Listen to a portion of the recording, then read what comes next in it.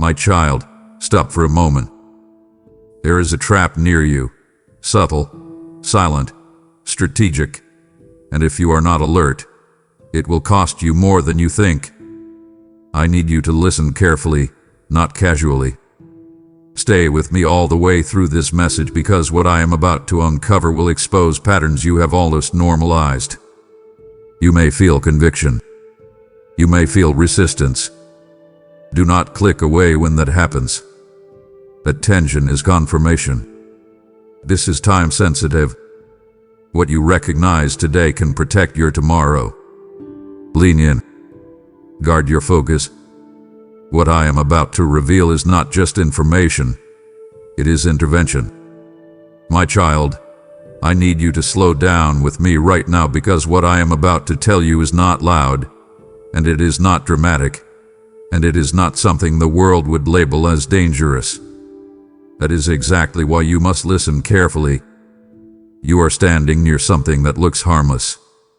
It does not look like rebellion. It does not look like destruction. It looks reasonable. It feels manageable. It even feels familiar. And because it feels familiar, you have lowered your guard. You have told yourself that everything is fine, that you are just navigating life like everyone else, that the subtle tension in your spirit is nothing more than stress. But deep inside, you know something has been shifting. You have felt a small distance growing between your peace and your daily choices.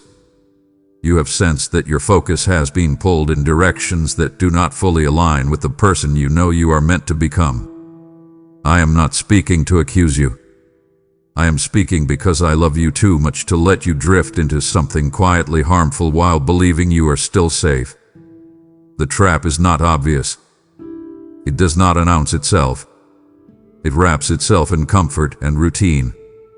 It tells you that you deserve a break from discipline, that you can ease up on the boundaries that once protected you, that you can revisit habits you thought you outgrew.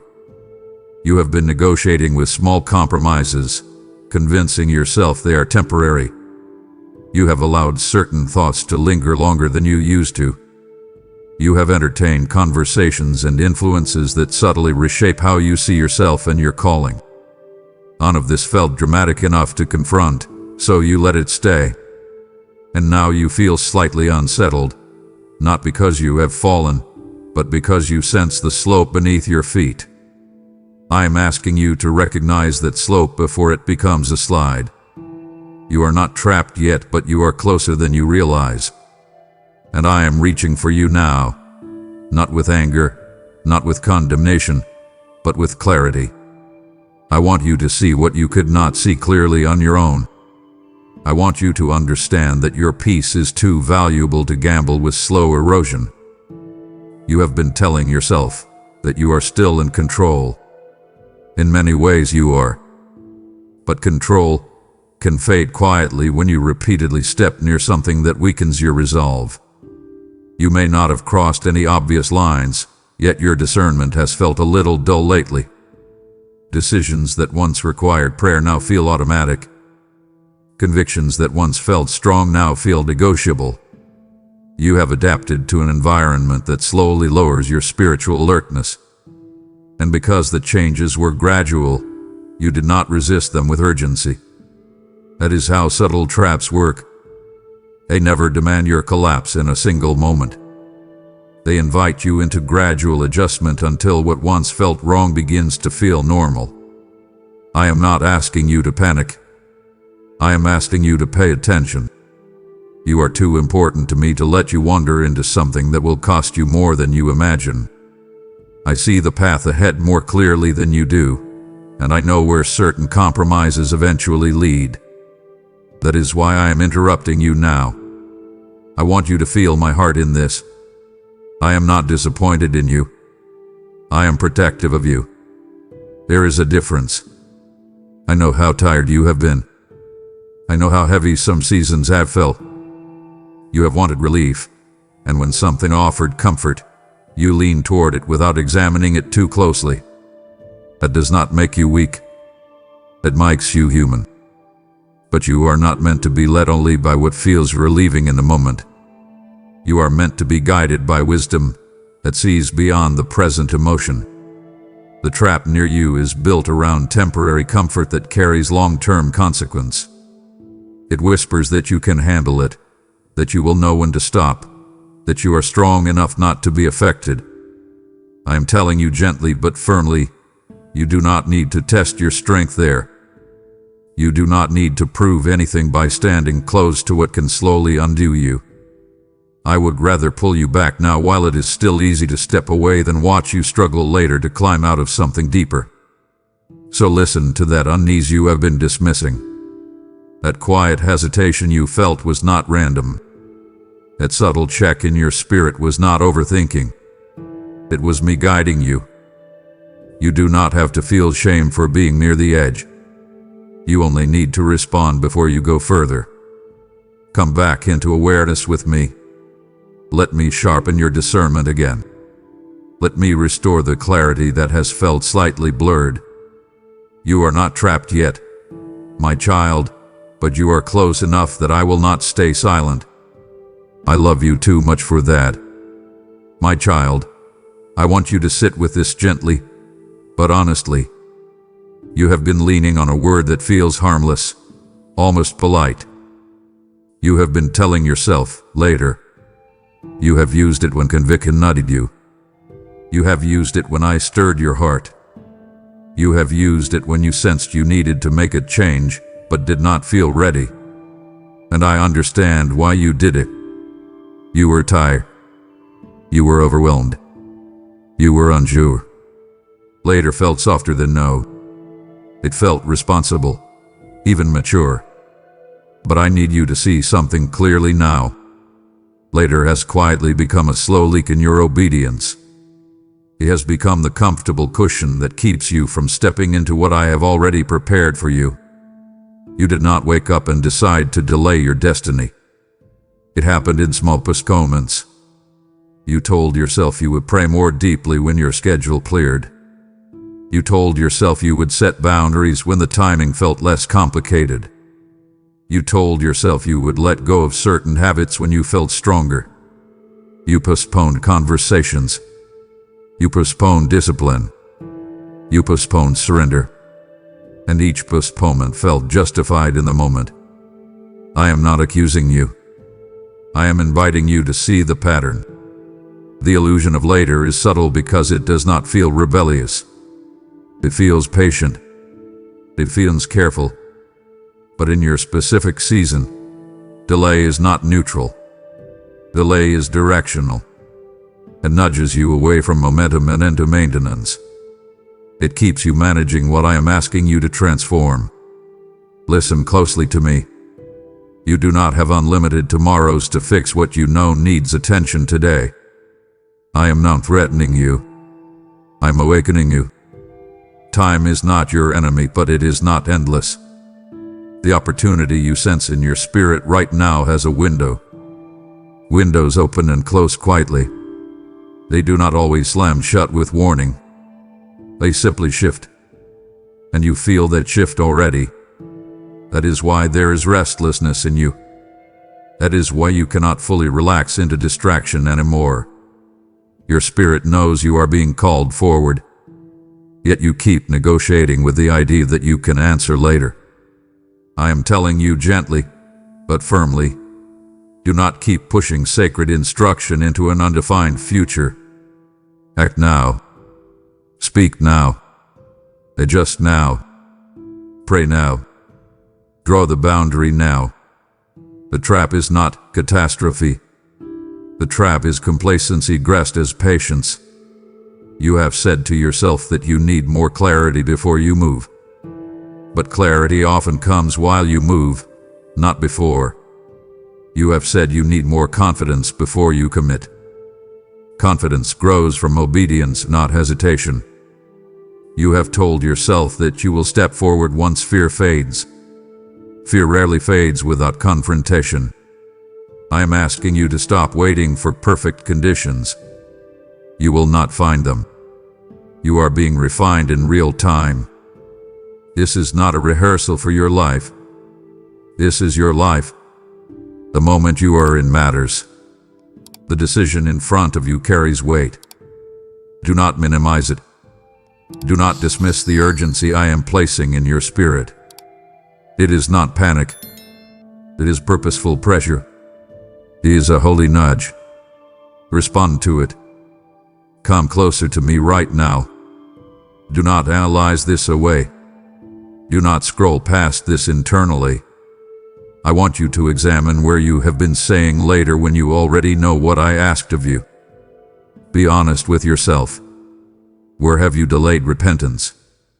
Where have you delayed reconciliation? Where have you delayed discipline? Where have you delayed courage? I am not asking you to overhaul your entire life in 1 hour.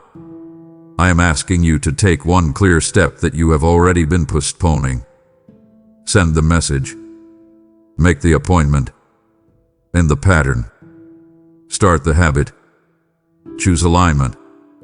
Later is not your refuge. Obedience is your refuge.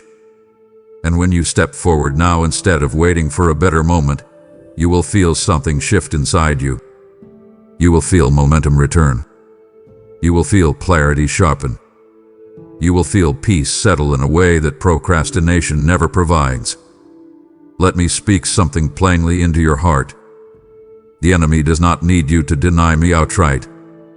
He only needs you to delay me repeatedly. Small, soft, postponements create distance over time. I am calling you out of delay and into decisive devotion. Not frantic action, not anxious striving, but intentional movement. Get up from passive waiting. Lean into purposeful obedience. You are not behind. You are not disqualified. But you are being summoned. Do not hide behind later when I am saying now. Step forward. I am with you in the movement. Pause for a moment and breathe. Feel the weight of it gently pressing on you. It is not condemnation. It is invitation. And I am extending it because I love you. My child, I want you to consider something that has been happening beneath the surface of your awareness. You did not decide to turn away from me. You did not declare that you no longer care about your spiritual growth. You did not intentionally choose distance. And yet, if you are honest with yourself, you feel slightly farther from the fire that once burned so brightly in you. It did not happen overnight. It happened quietly. Drift is never dramatic at the beginning. It is subtle. It is slow. It is almost polite. You adjusted your priorities little by little. You allowed your schedule to crowd out your stillness. You let noise replace reflection. You began responding more to external pressure than internal conviction. None of it felt catastrophic, but taken together, it has created space between your heart and the closeness you once felt with me. You have been surviving. I see that. You have been managing responsibilities, navigating relationships, carrying stress that no one else fully understands. In the middle of all that, you stopped guarding your inner life with the same intensity. You prayed but quickly. You reflected but distracted. You worshipped but inconsistently. And I am not listing these to shame you. I am describing them so you can recognize the drift. When survival mode takes over, spiritual attentiveness can fade into the background. You did not rebel. You recalibrated unconsciously. And recalibration without intention often leads you off course. A ship does not need to violently crash to be lost. It only needs to drift a few degrees off its intended direction over time. That is what has been happening in your inner world. The drift is quiet, but the distance is real. I need you to hear my tone carefully. I am not disappointed in you. I am concerned for you. Concern rooted in love, not frustration. You are too precious to me to let you drift without interruption. The peace you crave will not return through distraction. The clarity you seek will not grow in constant noise. The strength you want will not develop in passive patterns. You feel slightly dull lately, do you not? Slightly less sensitive to conviction. Slightly less energized in purpose. That is not because you are broken. It is because drift numbs gradually. When you remain slightly out of alignment long enough, misalignment begins to feel normal. I am calling you back gently but firmly. Come back to attentiveness. Do not wait for a crisis to reawaken your hunger. You might be thinking that you will fix this when life slows down. But life rarely slows on its own. You must choose stillness. You must carve space. You must protect time with me as fiercely as you protect deadlines and obligations. I am inviting you, even commanding you in love, to reset your direction. Do not panic. Do not spiral into guilt. Simply turn. That is all repentance truly is. A turning. Shift your focus back toward me. Open your heart again without pretense. Speak honestly to me about how you have been feeling. Admit the fatigue. Admit the distraction. Admit the drift. Then let me realign you. You are not far beyond reach. You are not lost at sea. You are still within the sound of my voice. But do not ignore this moment. Drift grows stronger when it is left unaddressed. Step toward me intentionally today. Reestablish what you once protected. Guard your mind more carefully. Filter what influences you. Protect your mornings. Protect your evenings. Invite me into your thoughts instead of letting them run unattended. This is time sensitive not because I am impatient, but because drift compounds quietly. Return now while the correction is simple. I am here. I have not moved. I am steady. Come back into closeness. Come back into clarity. And do not treat this as a small adjustment. Treat it as sacred realignment. My child, I want you to lean in closer to what I am about to say, because this is delicate ground. You have not made a loud, reckless decision. You have not shattered your life in a single moment. What has been happening is quieter than that. You have been adjusting in small ways. You have been permitting things you once would have paused over. You have been softening convictions that used to feel solid.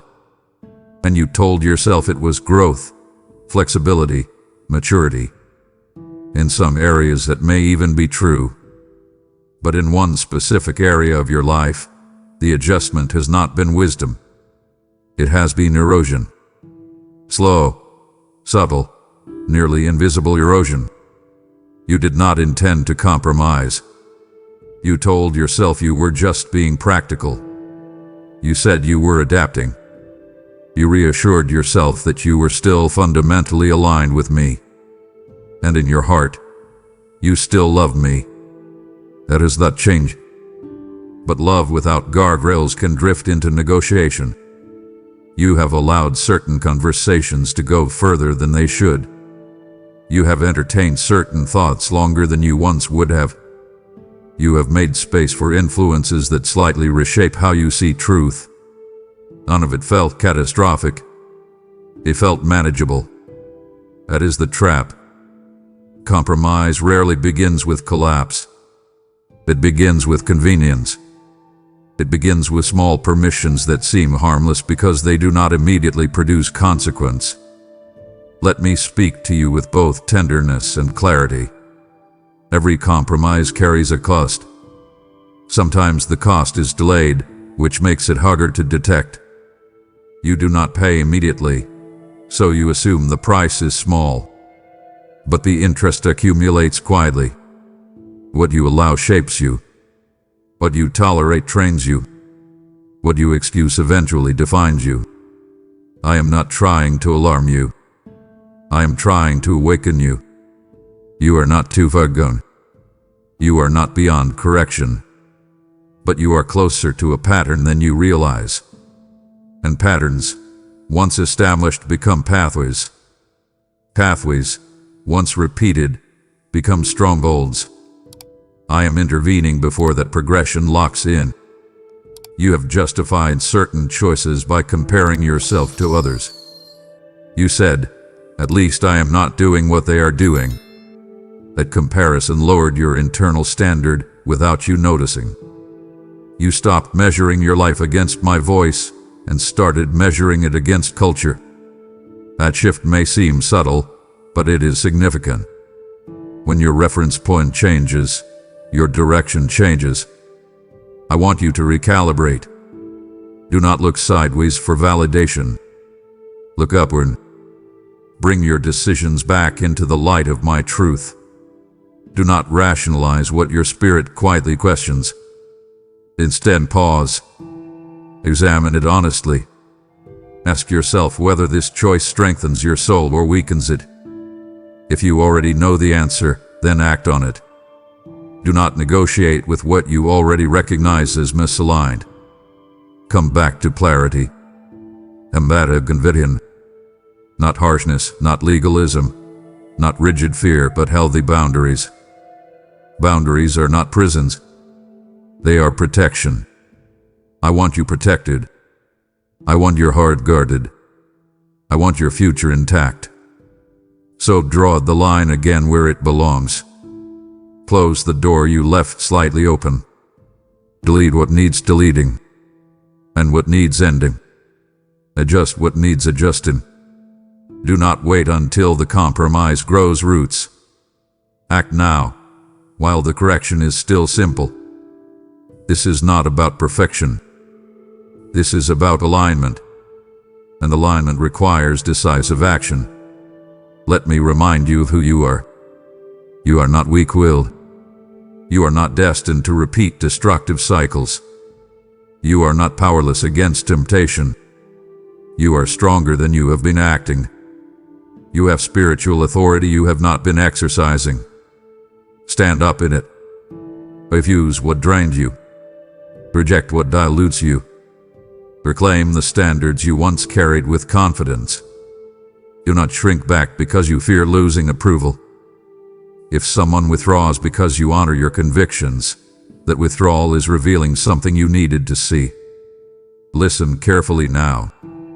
I am not withdrawing my love from you because of compromise. I am drawing you closer because of it. I correct because I came. I confront because I protect. I guide because I see further than you do. Receive this not as accusation but as rescue. Make the adjustment. Reclaim the ground. Strengthen the boundary. And feel the relief that comes when you stop negotiating with what you already know is not good for you. My child, there have been moments when something inside you paused. You were about to say something, and you hesitated. You were about to agree to something, and a subtle discomfort surfaced. You were about to continue a pattern, and an internal whisper suggested you reconsider. That whisper was not anxiety. It was not overthinking. It was not insecurity. It was me. And you recognized it, even if you did not want to admit it. You have grown accustomed to noise. Notifications, opinions, advice, commentary about commentary. Your mind rarely rests. In that constant stream, my guidance has felt quieter. Not absent, but quieter. And because it does not shout, you have sometimes dismissed it. You told yourself you were being dramatic. You convinced yourself you were imagining conviction. You labeled discernment as fear. Gradually, you trained yourself to move forward even when that inner check signaled caution. I need you to slow down and reconsider that habit. When I speak to you, it often feels like clarity rather than volume. It feels like a gentle but firm awareness. It feels like a calm knowing that does not need to argue loudly. The enemy, by contrast, thrives in chaos and confusion. Yet you have been more responsive to loud urgency than to quiet wisdom. You have prioritized external pressure over internal peace. And in doing so, you have slightly dulled your sensitivity to my leading. That dullness is not permanent. It can be sharpened again. But you must choose to listen intentionally. I want you to practice something right now. Think of the last time you felt that inner pause. That moment when you sensed, this may not be right. Instead of brushing it away, revisit it. What happened next? Did you override it? Did you move forward anyway? Did you later experience consequences that confirm the warning? I am not bringing this up to shame you. I am inviting you to learn from it. Your ability to hear me is not broken. It has simply been neglected. Re-engage it. Create space for it. Turn down the volume of other voices. Spend time in silence without distraction. Ask me direct questions and wait for the internal clarity that follows. You have been doubting your ability to discern because you fear being wrong. That fear has caused you to rely heavily on external validation. Advice is helpful, but it should not replace your relationship with me.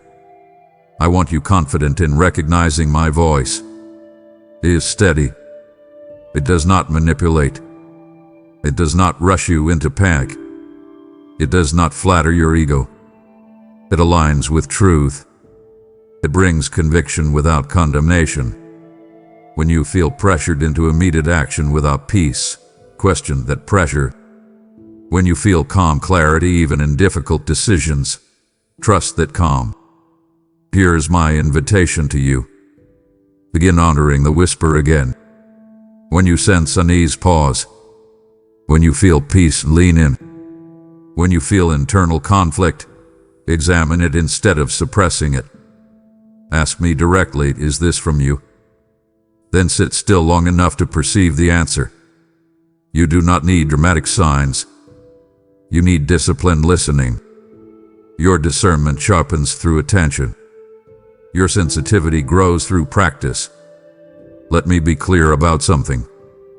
I have not stopped speaking to you. You have simply grown distracted. But distraction does not disqualify you. It only requires correction. Turn your attention back to me deliberately.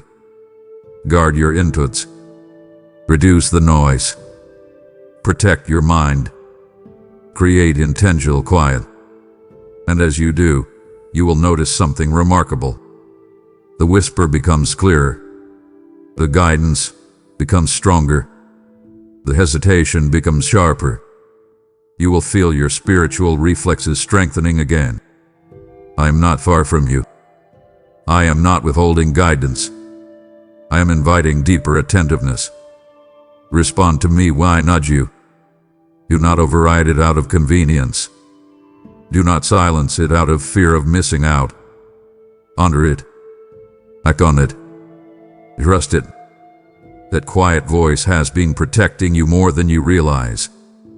And if you begin listening again, you will avoid traps before they tighten. My child, I need you to become very honest with yourself about what has been occupying your attention.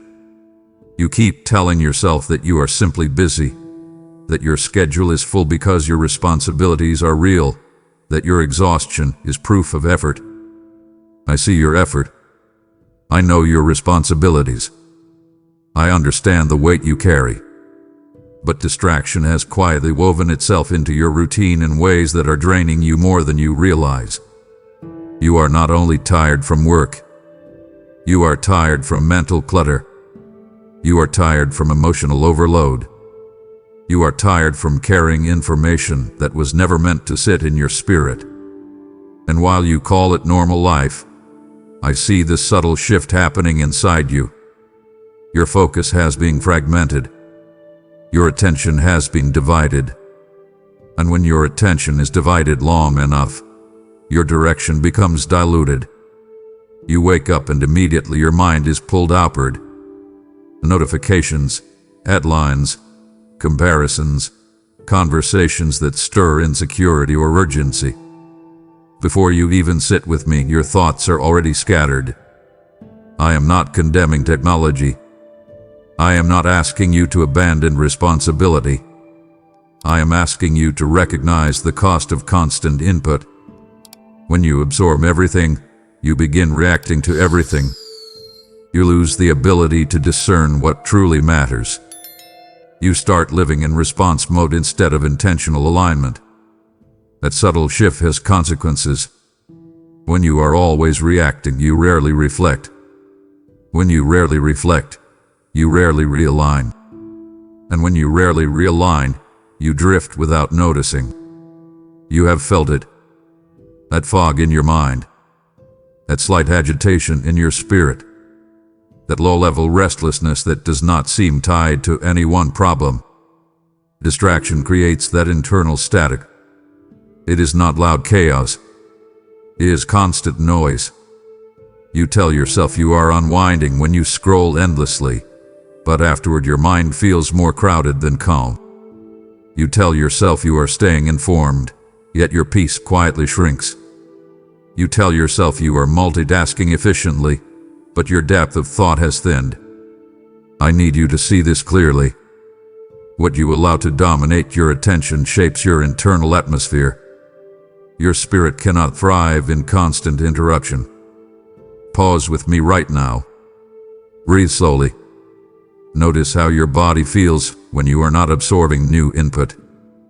There is a difference, is there not? That sight settling, that faint clarity, that is what happens when you step out of noise. I want you to guard your attention more fiercely. Attention is currency. It is power. It is direction. Where you invest it determines what grows in you. If you continuously invest it in comparison, you will grow insecurity. If you invest it in outrage, you will grow agitation. If you invest it in trivial distraction, you will grow shallow focus. But if you invest it in reflection, truth, and time with me, you will grow stability. You do not need dramatic change. You need deliberate boundaries. Set limits. Turn off what does not serve you. Create moments of intentional silence. Schedule stillness the way you schedule meetings. Protect the first part of your day from intrusion. Sit with me before you sit with the world. Command your mind gently but firmly. Fill it where it will dwell. Do not let it wander unchecked.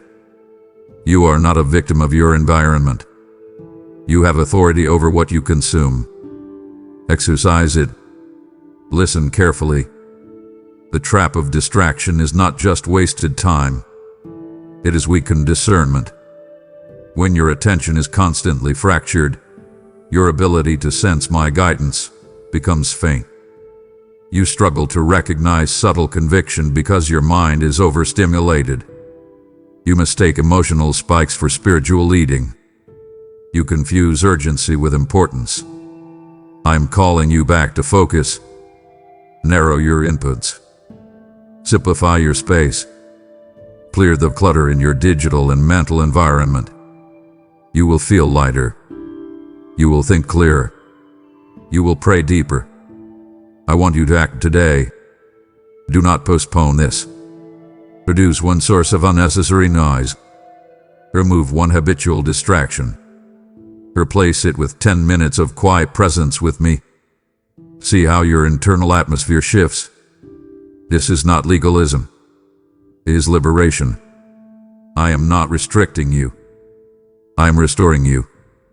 Distraction drains depth. Depth requires intention. Choose depth. Choose clarity. Choose focused faith. And watch how your strength begins to rebuild from the inside out. My child, I need to speak to you about something even more personal. You have allowed certain emotions to take control of your steering wheel. You have not done this consciously. It happened slowly. Hurt lingered longer than you expected. Disappointment pressed deeper than you admitted. Comparison crept into your thoughts when you saw others advancing.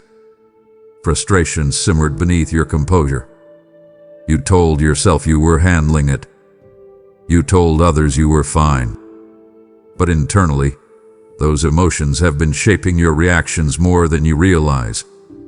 Your feelings are real. I do not dismiss them. I was present when you were wounded. I saw the betrayal. I witnessed the rejection. I understand the ache of being misunderstood.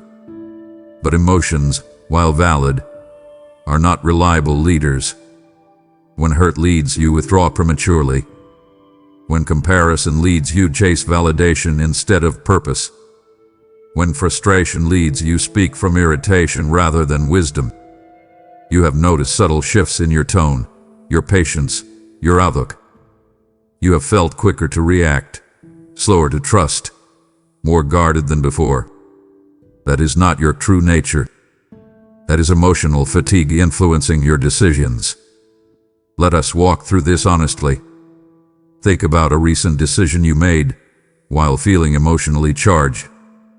Did it align with your deeper values? Or did it simply relieve tension in the moment? Emotional relief can feel satisfying, but it often leaves residue. Words spoken in frustration echo longer than intended. Choices made from insecurity create consequences you later question. I am not here to condemn you for those moments. I am here to guide you into emotional maturity. You are not meant to suppress your feelings. You are meant to process them with me before acting on them. Bring your emotions to me first. Do not filter them. Do not sanitize them.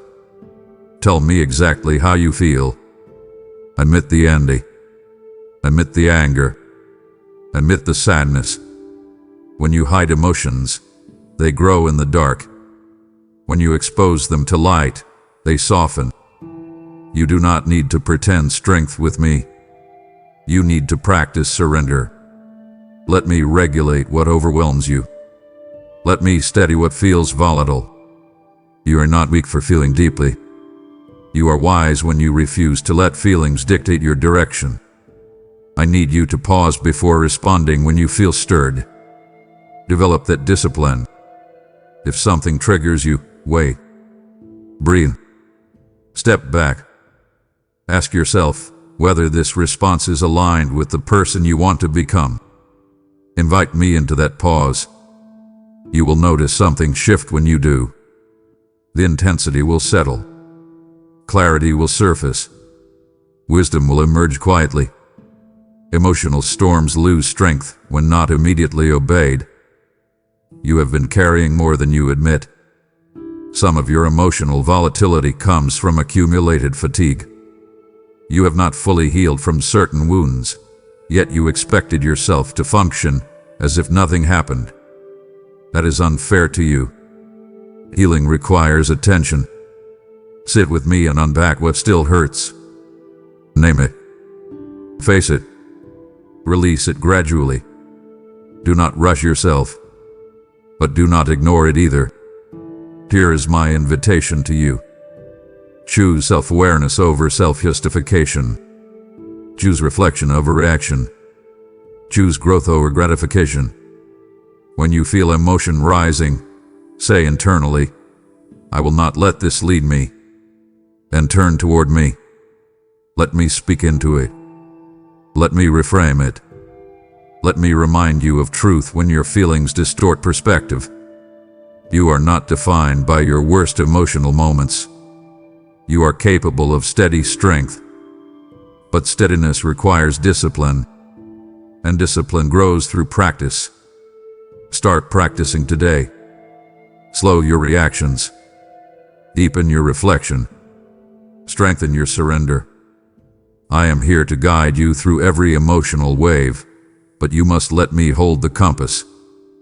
Beloved, as you refuse to let emotion lead you into traps, do not overlook this moment of obedience before you. The enemy would love for hesitation to silence what I am building here, but I am calling you to sow while your heart is tender and aligned.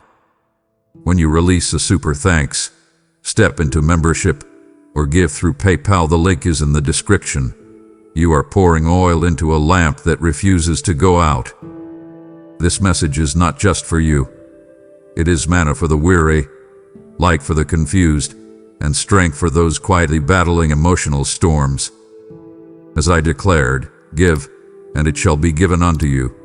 Pressed down, shaken together, and running over, and I speak that over you now as living promise.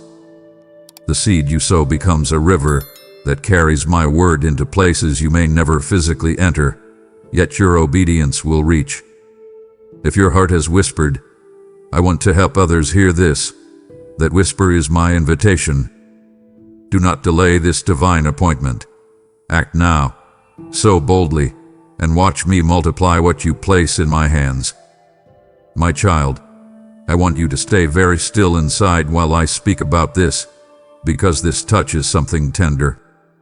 There is a connection in your life that has more influence over you than you have admitted. It may be a person. It may be a group. It may even be an environment that feels familiar and safe. You tell yourself it is harmless. You tell yourself you are strong enough not to be shaped by it. But if you are honest, you have adjusted parts of yourself to maintain that connection. You have softened convictions to avoid tension. You have laughed at things that once unsettled you. You have stayed silent when your spirit wanted to speak. You did not do this because you are weak. You did it because you did not want to lose closeness. You did it because belonging feels powerful, and you feared that drawing a boundary would create distance. I understand your longing for connection. I created you with that desire. You were never meant to walk alone. But I need you to examine the cost of this particular attachment. When you leave certain interactions, do you feel strengthened or slightly diminished? When you finish those conversations, does your peace increase or quietly shrink? Pay attention to that internal signal. Your spirit hath been whispering subtle warnings. Not loud alarms, but gentle awareness. You have sensed that something about this connection is pulling you a few degrees off center. It is not overtly destructive. It is gradual influence. And gradual influence shapes direction over time. Let me speak plainly. Love should not require you to shrink. Approval should not require you to silence conviction. Companionship should not require you to compromise clarity. If you feel pressure to dilute your identity to maintain access to someone, that pressure is revealing imbalance. I am not telling you to sever relationships recklessly. I am asking you to stand upright within them. Stop bending yourself into shapes that are easier for others to accept. Stand steady in who you are becoming. Speak truth gently but firmly. Set boundaries respectfully but clearly. If someone withdraws because you choose integrity, let that withdrawal speak for itself. Do not chase what cannot honor your growth. You have feared loneliness more than misalignment. I see that. You worried that stepping back would leave you isolated. But I want you to understand something deeper. Misaligned connection can feel crowded yet lonely at the same time. You can sit in a room full of voices and still feel internally distant from yourself. True connection supports your alignment, not your erosion. Do not trade long-term wholeness for short-term comfort. I am with you in the space that feels uncertain. I am closer to you than any human presence could be. Now I am going to ask something courageous of you. Evaluate this relationship honestly. Ask yourself whether it pulls you toward purpose or toward compromise. Ask whether it strengthens your discipline or weakens it. Ask whether you leave it feeling clear or confused. Do not answer quickly. Sit with it. Let truth surface without defensiveness. And act accordingly. If you need to create distance, create it. If you need to redefine boundaries, redefine them. If you need to have an honest conversation, have it. Do not postpone this out of fear. Fear of loss is not a trustworthy advisor. You are not called to please everyone. You are called to protect what I am building in you. and what I am building in you is too valuable to place at the mercy of someone else's comfort. Trust me when I say that I can bring you relationships that celebrate your strength instead of quietly draining it. Release the grip you have been holding out of insecurity. Open your hands. Let me recalibrate your connections. I will not leave you unsupported. I will surround you with what aligns with your destiny. Take a breath. Feel the weight of that invitation. This is not about control. It is about clarity. Stand firm. Speak honestly. Protect your peace. I am with you as you make the adjustment. My child, there is something subtle driving some of your hesitation, and it has a quiet urgency to it. You have been afraid that obedience will cost you something you cannot replace. You have wondered whether saying no to certain opportunities will make you fall behind. You have looked at others moving quickly and felt a twinge of concern that you are missing your moment. That concern has influenced your decisions more than you realize. It has created internal pressure that pushes you toward options that look exciting but feel unsettled. You have felt the pull of possibility and the fear of exclusion at the same time. Let me bring this into the light. Not every opportunity is assignment. Not every open door is alignment. Sometimes what appears golden is simply glitter. It shines brightly, but it does not carry substance. You have equated movement with progress. You have assumed that if you are not advancing visibly, you are falling behind. That belief has made you restless. It has made you impatient with timing. It has made you susceptible to offers that promise speed over depth. I need you to slow your thinking here. What is truly meant for you cannot be stolen by someone else's timeline. Your calling is not a limited supply item that disappears if you hesitate. When you chase what is not yours out of fear of missing out, you risk missing what actually belongs to you. Fear creates frantic energy. Faith creates steady movement. Notice the difference in how your body feels when you consider a decision.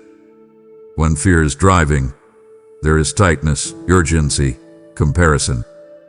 When faith is guiding, there is calm clarity, even if the choice is difficult.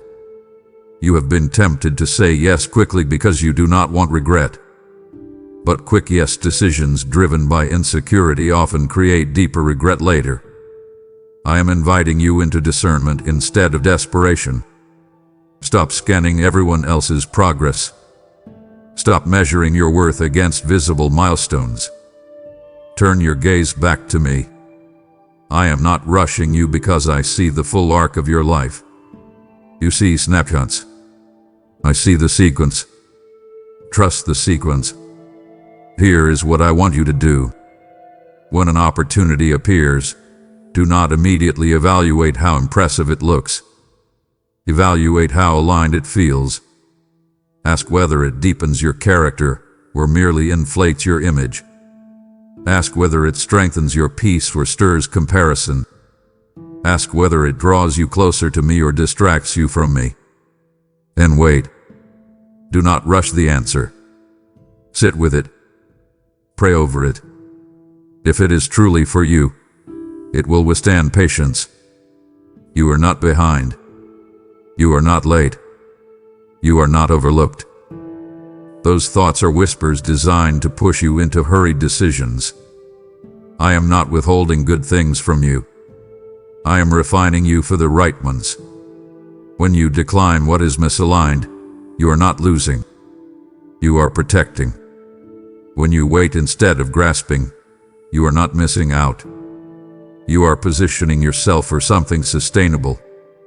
Let go of the anxiety that someone else is taking your place. Your place cannot be taken. Let go of the belief that delay equals denial. Sometimes delay is design. Sometimes the slower path builds deeper roots. And roots matter more than speed. I want you to choose calm over comparison. Choose trust over tension. Choose alignment over applause. You will not miss what I have written for you. but you can miss peace by chasing what was never yours. Release that fear now. Breathe. Trust me with your timing. And step forward only when your spirit carries steady assurance instead of restless urgency. My child, I want you to slow your breathing for a moment and really notice what has been driving you lately. There is a pressure around you that feels intense, almost electric. It tells you that you must decide quickly, respond immediately, secure your place before it disappears. It whispers that if you hesitate, you will lose ground. That kind of pressure feels urgent. It feels important. It feels necessary. But I need you to understand something clearly. Not every urgency comes from me. Some urgency is manufactured. Some urgency is manipulative. Some urgency is a carefully crafted current designed to sweep you forward before you have had time to think. You have felt this in your body. A tightening in your chest when an opportunity appears and you believe you must act before someone else does. That internal rush when you fear that pausing will cost you something. That subtle anxiety when you imagine missing a window. That sensation is not always wisdom. Sometimes it is fear wearing the mask of opportunity. I am not against movement. I am not against boldness. I am against panic-driven decisions that pull you away from alignment. When I lead you, there is clarity even if the choice is difficult. When false urgency leads you, there is pressure without peace. Learn to distinguish between the two. You have been conditioned by a culture that rewards speed and applauds instant reaction. You have been told that hesitation equals weakness. You have been told that decisive action must be immediate to be powerful. That messaging has shaped you more than you realize. It has made you suspicious of stillness. It has made you uncomfortable with waiting. But I am telling you now, waiting is not weakness when it is intentional. Pausing is not passivity when it is guided by discernment. You do not need to move at the pace of noise. You need to move at the pace of wisdom. I want you to test urgency before you trust it. When something feels pressing, do not assume it is sacred. Step back. Ask yourself whether the pressure is external or internal.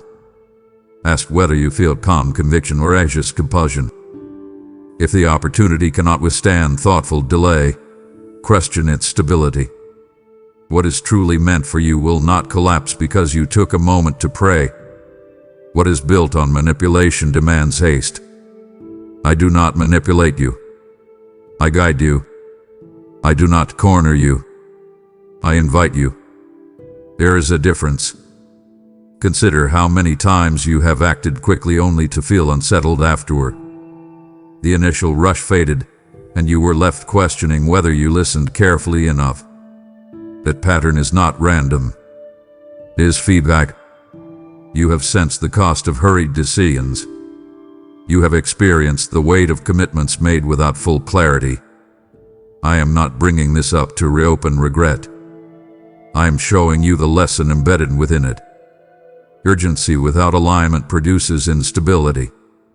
Speed without grounding produces stress. Right now, I want you to reclaim your pace. Slow your decision-making process. If something truly matters, it deserves reflection. If someone pressures you to respond instantly, resist that pressure respectfully. Say you need time. Give yourself space. Protect your peace. Do not allow fear of losing out to override the voice of wisdom. You are not behind. You are not in a race. Your path is not measured against someone else's timeline. Let me speak something steady into your spirit. I am not in a hurry with you. I am intentional. I see the long arc of your life. I see how one right choice can create months of unnecessary complication. I also see how one thoughtful pause can prevent years of correction. Trust me when I say that restraint is sometimes the most powerful action you can take. Stand firm when pressure rises. Breathe through the impulse to rush. Choose clarity over speed. You are not weak for stepping back. You are wise. You are not indecisive for seeking confirmation. You are disciplined. Guard your rhythm. Protect your internal calm. Let false urgency fade. Then move only when peace steadies your step. I am leading you, not pushing you. Walk with me at a pace that preserves your strength. My child, there is a door in front of you that looks promising. It may not be literal. It may represent an opportunity, a relationship, a role, a shift in direction. It stands there with possibility attached to it. It seems like progress. It feels like movement. And you have been considering stepping through it because you assume that open doors are confirmation. But I need you to hear me carefully. Not every open door is opened by me. You have been taught to interpret access as approval. You believe that if something becomes available, it must be aligned. That assumption has placed you in positions where you later realized you were walking into complexity rather than calling. Doors open for many reasons. Some open because you pursued them aggressively. Some open because someone else extended an invitation. Some open because circumstances aligned in your favor. But alignment is not measured by accessibility alone. Alignment is measured by peace, by purpose, by long-term fruit. Think about how this door makes you feel beneath the excitement. Strip away the surface appeal. Beneath the opportunity, do you sense steadiness or subtle strain? Do you feel drawn by purpose or pulled by pride? Do you feel clear or slightly confused? Your internal response matters more than external validation. I am not trying to restrict your growth. I am trying to protect your trajectory. Some doors are distractions disguised as advancement. They look like shortcuts. They promise quick elevation. But behind them waits compromise, complication, and quiet regret. I want you to approach this differently. Instead of asking, "Can I walk through this?" ask, "Should I?" Instead of focusing on what you gain, examine what it requires. What will it demand from your time, your energy, your integrity? Will it stretch you in healthy ways, or will it slowly pull you away from your center? Do not let excitement override examination. Do not let flattery cloud discernment. Stand still long enough to sense my guidance clearly. You have felt a small hesitation regarding this door. You labeled it insecurity. It may not be insecurity. It may be intuition shaped by my spirit. That quiet check deserves attention. Do not dismiss it because others are enthusiastic. You are not called to follow collective excitement. You are called to follow clarity. If I open the door, peace will accompany it even if the step feels bold. If I did not open it, agitation will linger no matter how attractive it appears. I am going to ask you to do something courageous. Imagine that this door closes. Notice your emotional reaction. Do you feel devastated because you tied your identity to it? Or do you feel a quiet relief because part of you was unsure? That exercise reveals attachment. I do not want you attached to opportunities more than you are attached to me. When your trust rests in me, closed doors do not destabilize you. They redirect you. You are not obligated to walk through every opportunity presented to you. Discernment is strength. Saying no can be as powerful as saying yes.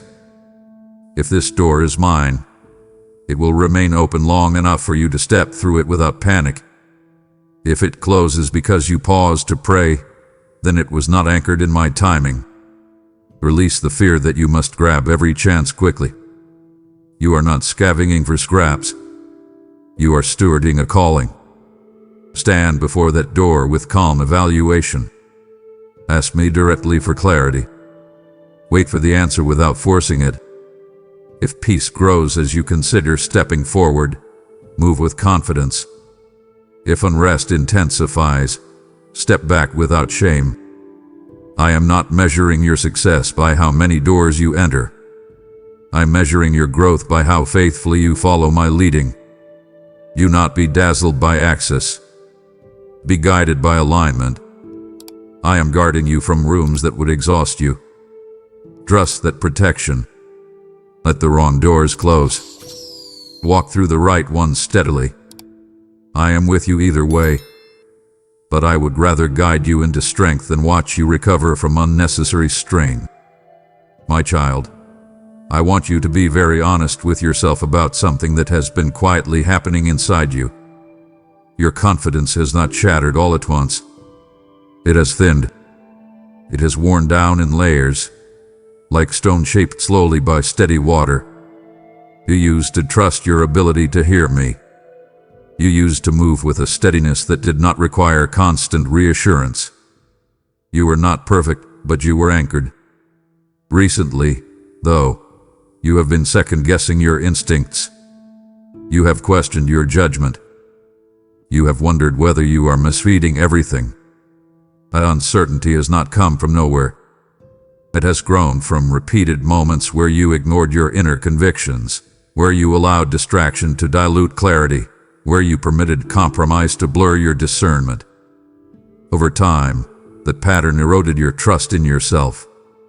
You started telling yourself that you are inconsistent. You labeled yourself unreliable. You replayed decisions that did not work out and used them as evidence that you cannot trust your own perception. That internal narrative has been heavy. It has shaped how you approach new opportunities. You hesitate more. You doubt your ability to decide wisely. You look outward for confirmation in ways that leave you feeling dependent rather than directed. I need you to understand something deeply. Your confidence was not meant to be rooted in flawless performance. It was meant to be rooted in relationship with me. When you anchor your confidence in outcomes, every mistake feels like identity failure. When you anchor it in me, mistakes become instruction rather than condemnation. Listen carefully. The enemy benefits when you distrust yourself completely. If you believe you cannot hear me clearly, you will either freeze in indecision or follow the loudest external voice available. Both outcomes weaken your agency. But I did not design you to move through life paralyzed. I gave you discernment. I placed intuition within you. I shape your conscience. Yes, you are capable of error. That does not make you incapable of wisdom. You learn. You adjust. You grow. Stop defining yourself by isolated missteps. Those moments were not proof that you are incapable. They were proof that you are human. I want you to rebuild your confidence deliberately. Start small. Make a decision you have been postponing. Pray over it. Then move forward calmly. Observe the outcome without harsh self-criticism. If it works well, acknowledge that you navigated it thoughtfully. If it does not unfold perfectly, evaluate what you learned instead of attacking yourself. Confidence grows through practice. You strengthen it by engaging, not by withdrawing. Do not wait until you feel certain before acting. Certainty often follows obedience, not the other way around. You have also absorbed criticism that was never meant to define you. Some of it came from others. Some of it came from your own internal voice. Words linger. They echo. They create doubt. But not every critique is truth. Discern between constructive correction and destructive commentary. When someone points out a genuine area for growth, receive it with humility. When someone projects their insecurity onto you, release it. You are not obligated to carry every opinion spoken over you. Stand firm in your identity. You are my child. That identity is steady even when your performance fluctuates. Here is what I want you to do right now. Speak differently to yourself. When doubt surfaces, counter it with grounded truth. Remind yourself that you are learning, not failing. Remind yourself that wisdom develops over time. Remind yourself that I am guiding you even when you feel uncertain. You do not need exaggerated confidence. You need stable confidence. Stable confidence grows from quiet trust. Quiet trust grows from consistent connection. Stop rehearsing past mistakes as proof of incapacity. Start reviewing them as chapters of growth. Stand upright. Lift your head. You are not fragile. You are forming. And formation requires process. I am not disappointed in your journey. I am invested in it. Trust that I am strengthening you through it. My child, there is something else I need to speak into gently but firmly. You have grown tired of feeling deeply. You have carried disappointment, betrayal, delay, and pressure for longer than you expected. At some point, your heart quietly chose protection over vulnerability. You did not announce it. You simply began caring less intensely. You reduced your emotional investment. You pulled back slightly from hope because hope felt risky. That withdrawal brought temporary relief. It felt safer not to expect too much. It felt easier not to engage fully. That state is what I want to address with you now. Numbness is subtle. It does not scream. It's settled. It convinces you that detachment equals strength. It tells you that if you do not feel as much, you cannot be hurt as much. And for a while, it feels true. But numbness also dulls joy. It blunts passion. It reduces your sensitivity to my presence. When you turn down the volume on pain, you also lower the volume on purpose. You have noticed that certain things that once stirred you deeply now feel distant. That is not because your calling disappeared. It is because your emotional defenses thickened. I do not condemn you for protecting yourself. You have been through seasons that stretched you thin. You endured silence when you expected answers. You faced setbacks that tested your resilience. It makes sense that part of you wanted relief. But relief through numbness is not sustainable. It is a temporary shield that becomes a barrier over time. You cannot live fully while guarding yourself from every possible disappointment. Growth requires engagement. Healing requires openness. Strength requires feeling without being ruled by those feelings. I am inviting you back into emotional honesty. Not reckless vulnerability with everyone, but authentic openness with me. Bring me your fatigue. Tell me where you stopped hoping. Admit where you stopped believing fully. There is no shame in that confession. I already know. What matters is that you allow me to soften what has hardened. Numbness cannot protect you from everything. It can only delay deeper healing. You deserve more than emotional survival. You deserve restoration. Begin by noticing where you feel disengaged. What once inspired you that now feels flat? What relationships have you kept at arm's length to avoid risk? What dreams have you quietly shelved because you fear disappointment? Do not judge yourself for those responses. Simply acknowledge them. Awareness is the first step toward renewal. Then take small steps toward re-engagement. Revisit a goal. Reconnect intentionally. Pray with renewed honesty. You do not have to flood your heart open at once. You can begin gradually. Here is something important for you to understand. Numbness may shield you from pain, but it also distances you from intimacy with me.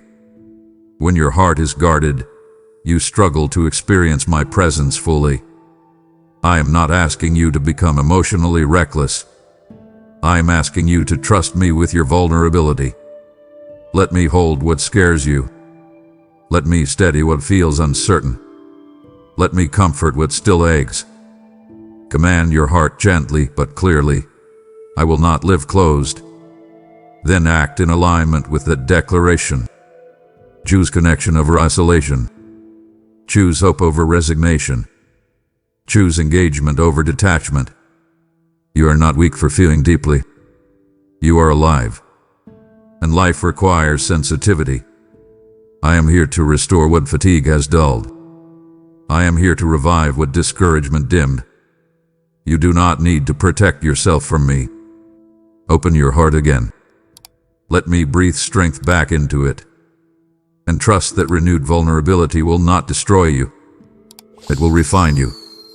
My child, I want you to sit with me in honesty right now, because there is a pattern in your life that you already recognize, even if you rarely name it out loud. You have broken free before. You have made bold decisions. You have drawn boundaries. You have felt strong, steady, certain. And then, over time, you found yourself slowly circling back to the very things you once said you would never return to. It has not always been dramatic. Sometimes it had been subtle. A thought revisited. A habit reintroduced. A compromise re-entertained. You promised yourself it would be different this time. Yet the cycle felt familiar. And each time you noticed it, a quiet frustration settled over you. You wondered why you keep returning to what you already know weakens you. I need you to understand something gently, but clearly. Repetition is rarely about lack of willpower. It is often about unresolved roots. You address behavior without addressing the belief beneath it. You change routines without confronting the emotional trigger that pulls you back. You discipline your actions without healing the wound that fuels them. And so the cycle restarts. You feel strong at first because your motivation is high. But motivation fades if the underlying issue remains untouched. I am not disappointed in your repeated attempts. I am concerned about the hidden source. Until you deal with the root, the fruit will keep reappearing. Let us examine this together. When you fall back into the pattern, what precedes it? Is it loneliness? Is it stress? Is it boredom? Is it insecurity? There is a common thread. That thread matters more than the visible behavior. I want you to trace it. Do not judge yourself while you do this. Observe yourself with compassion. Patterns are teachers if you are willing to learn from them. When you identify the trigger, you can respond intentionally instead of reactively. Without that awareness, you are fighting shadows. With it, you are addressing substance. You have sometimes labeled yourself inconsistent or weak because of this repetition.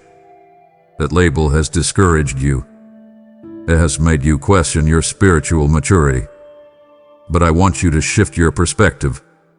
Recurring patterns reveal areas that require deeper transformation, not superficial correction. This is not a sign that you are incapable of growth. It is a sign that you need to go further inward. Stop merely trimming the branches. Dig into the soil. Ask me to expose what you have avoided confronting. Now I am going to invite you into action. Stop approaching this pattern casually. Stop telling yourself it will naturally fade with time. Decide to break it with intentional strategy.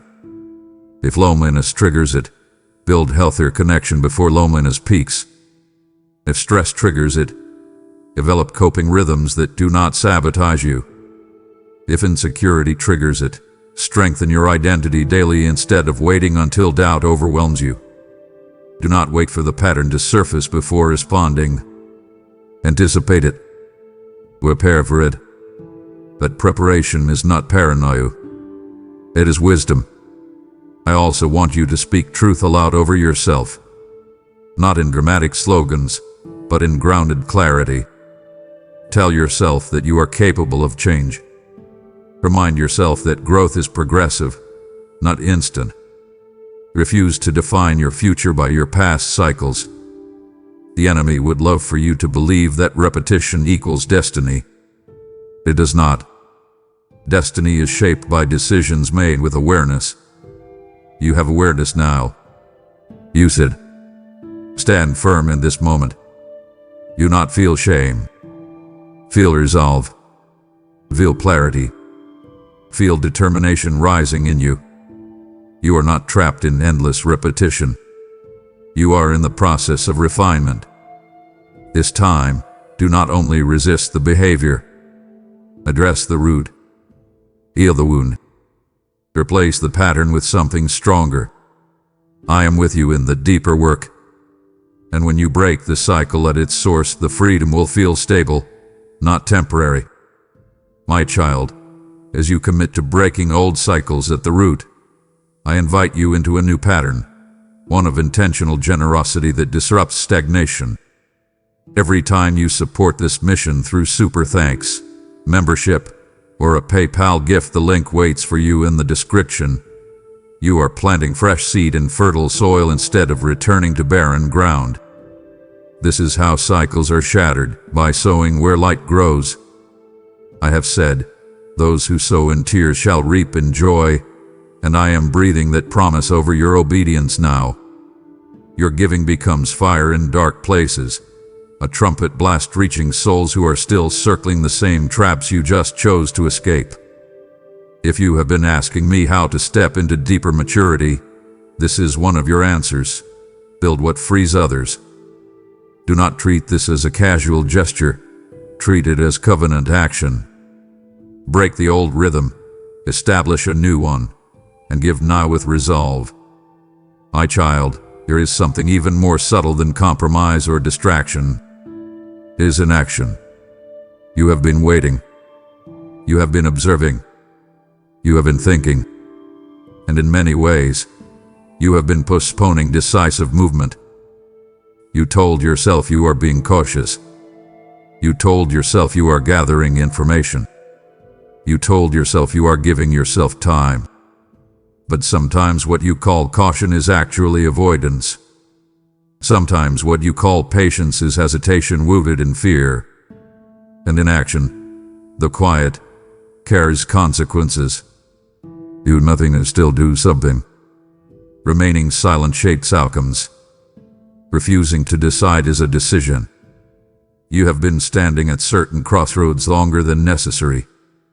You sensed that a step was required, yet you stayed still because stillness felt safer than potential failure. I understand the fear of choosing wrong. I understand the weight of responsibility. But extended inaction slowly erodes confidence. The longer you avoid movement, the heavier the decision feels. It grows larger in your mind than it truly is. Consider this honestly. What have you been postponing? A conversation that needs to happen. A boundary that needs to be set. A commitment that needs to be clarified. A habit that needs to change. You have circled around these issues repeatedly in your thoughts. You have rehearsed possible outcomes. You have imagined reactions. Meanwhile, nothing has shifted externally. That stagnation has begun to affect you internally. You feel restless. You feel unsettled. You feel slightly stuck. That feeling is not random. It is the natural consequence of prolonged hesitation. I am not urging reckless action. I am urging responsible movement. There is a difference. Reckless action ignores wisdom. Responsible movement engages it. You have gathered enough information in certain areas. You have reflected long enough. You are not lacking data. You are lacking decision. And decision creates momentum. Momentum rebuilds clarity. Clarity strengthens confidence.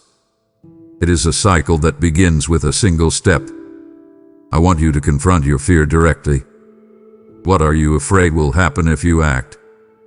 Rejection, failure, conflict, discomfort. Those outcomes are possible. But so is relief. So is growth. So is progress. When you avoid action to escape discomfort, you often prolong a different kind of discomfort, the slow ache of stagnation. You were not designed to remain frozen. You were designed to engage, to respond, to build. Here is my invitation to you. Choose one area where you have been inactive. 10. 1. Define the step clearly. Make it measurable. Set a timeline. And follow through. Do not wait for ideal courage. Act with imperfect courage. Courage often grows after movement, not before. When you complete that step, notice how your internal landscape shifts. You will feel lighter. You will feel stronger. You will feel more aligned. Remember, inaction can protect you temporarily, but it can also prevent growth indefinitely. You do not need to solve everything at once. You need to move something forward. Break the stillness with intention. Step into discomfort with trust. Trust that I am with you in the movement. I am not standing at the finish line judging your pace. I am walking beside you as you take each step. Do not let this moment pass without choosing movement. You are capable. You are supported. You are ready for more than hesitation. Act. Advance. Align. I am guiding you through it, and I will steady you as you move. My child, I need you to understand something about this exact season you are standing in. This is not ordinary time for you. This is not random rhythm. You are at a threshold, and you feel it even if you cannot fully articulate it. There is a weight to your decisions right now. There is a gravity to your thoughts. Small choices are carrying larger consequences than they once did. You sense it in the quiet moments. You sense it when you try to dismiss it and cannot. That subtle tension inside you is not anxiety without reason. It is awareness. It is the recognition that this chapter matters. You have been tempted to treat this season casually. You have told yourself that life will sort itself out. You have assumed that if you simply continue as you are, things will naturally align. But alignment requires attention. Drift requires nothing. And you are too close to a pivotal shift to allow passive living. This is a defining window. It is not dramatic in appearance, but it is decisive in impact. The habits you cement now, the relationships you clarify now, the boundaries you draw now, the disciplines you establish now will echo further than you realize. What feels small today will shape years ahead. I want you to picture your life as a series of intersections. Some intersections are minor. You pass through them without much consequence. Others determine direction for miles. You are at one of those determining intersections. Do not rush through it distracted. Do not scroll past it internally. Stand still at it.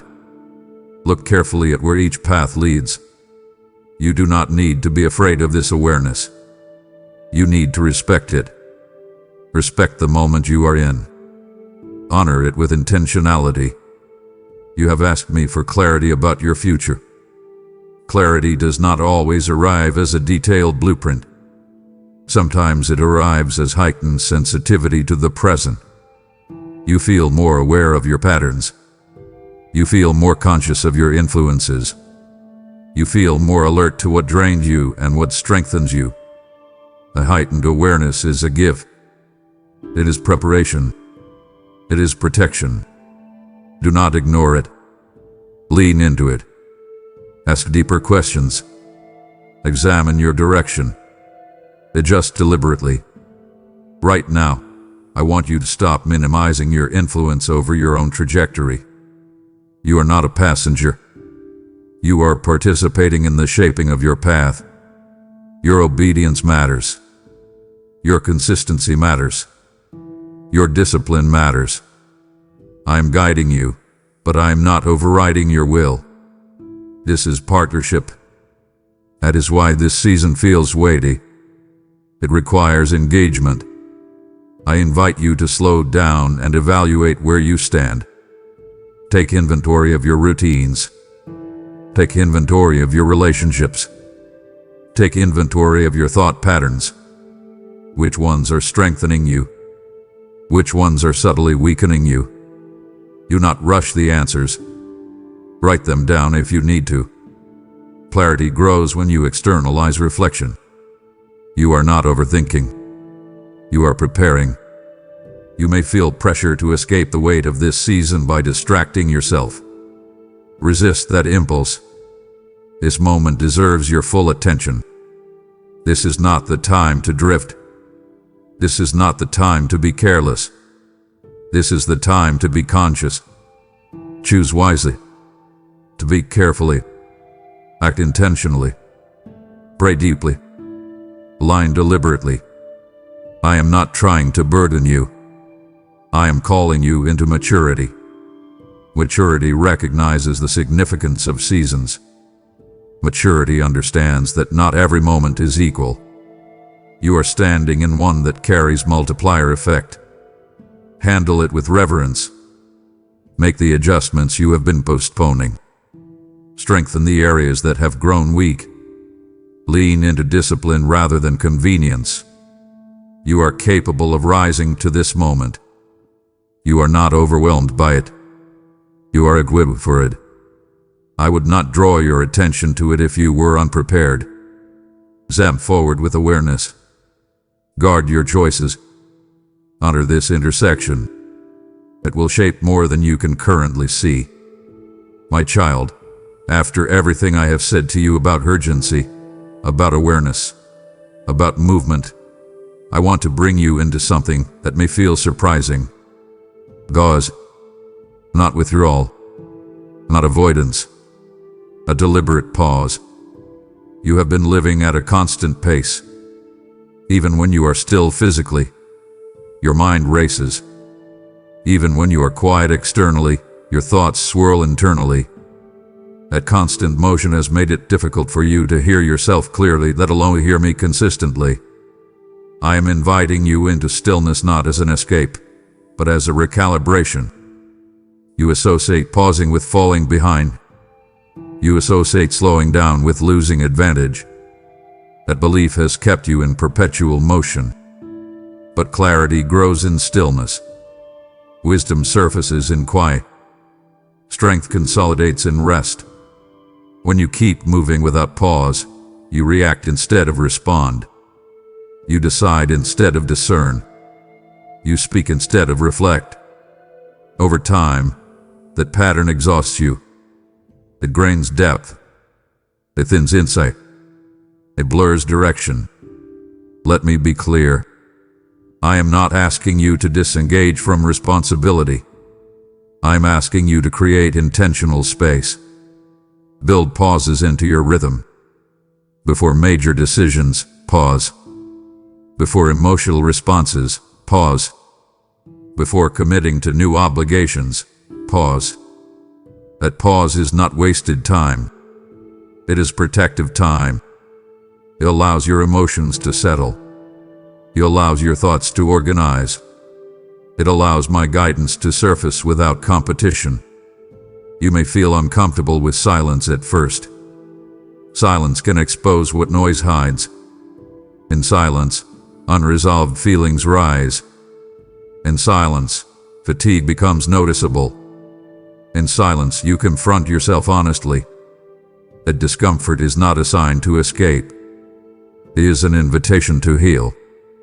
Sit in that space. Do not immediately fill it with distraction. Let it speak to you. Let me speak to you within it. Right now, I want you to practice something. Close your eyes for a moment after you finish reading this. Breathe slowly. Inhale deeply. Exhale fully. Notice your thoughts without chasing them. If anxiety surfaces, acknowledge it without reacting. If clarity surfaces, write it down. This is not mystical. It is mindful. It is intentional. It is powerful. You have been seeking answers externally while neglecting the quiet clarity available internally. I reside in that quiet. My voice does not compete with chaos. It waits for space. Create that space. Guard it. Treat it as sacred. Even 10 minutes a day of intentional stillness can recalibrate your internal compass. I also want you to pause before reacting to triggers. When something irritates you, step back.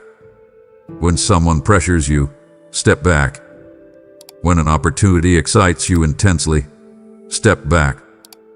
That brief separation between stimulus and response gives you power. It prevents impulsive action. It protects alignment. Understand this: constant motion does not equal progress. Sometimes it equals avoidance. When you pause intentionally, you interrupt patterns. You regain perspective. You reclaim agency. Do not fear stillness. Embrace it. Schedule it. Defend it. I am inviting you into a different rhythm. A rhythm that balances action with reflection. A rhythm that honors both movement and meditation.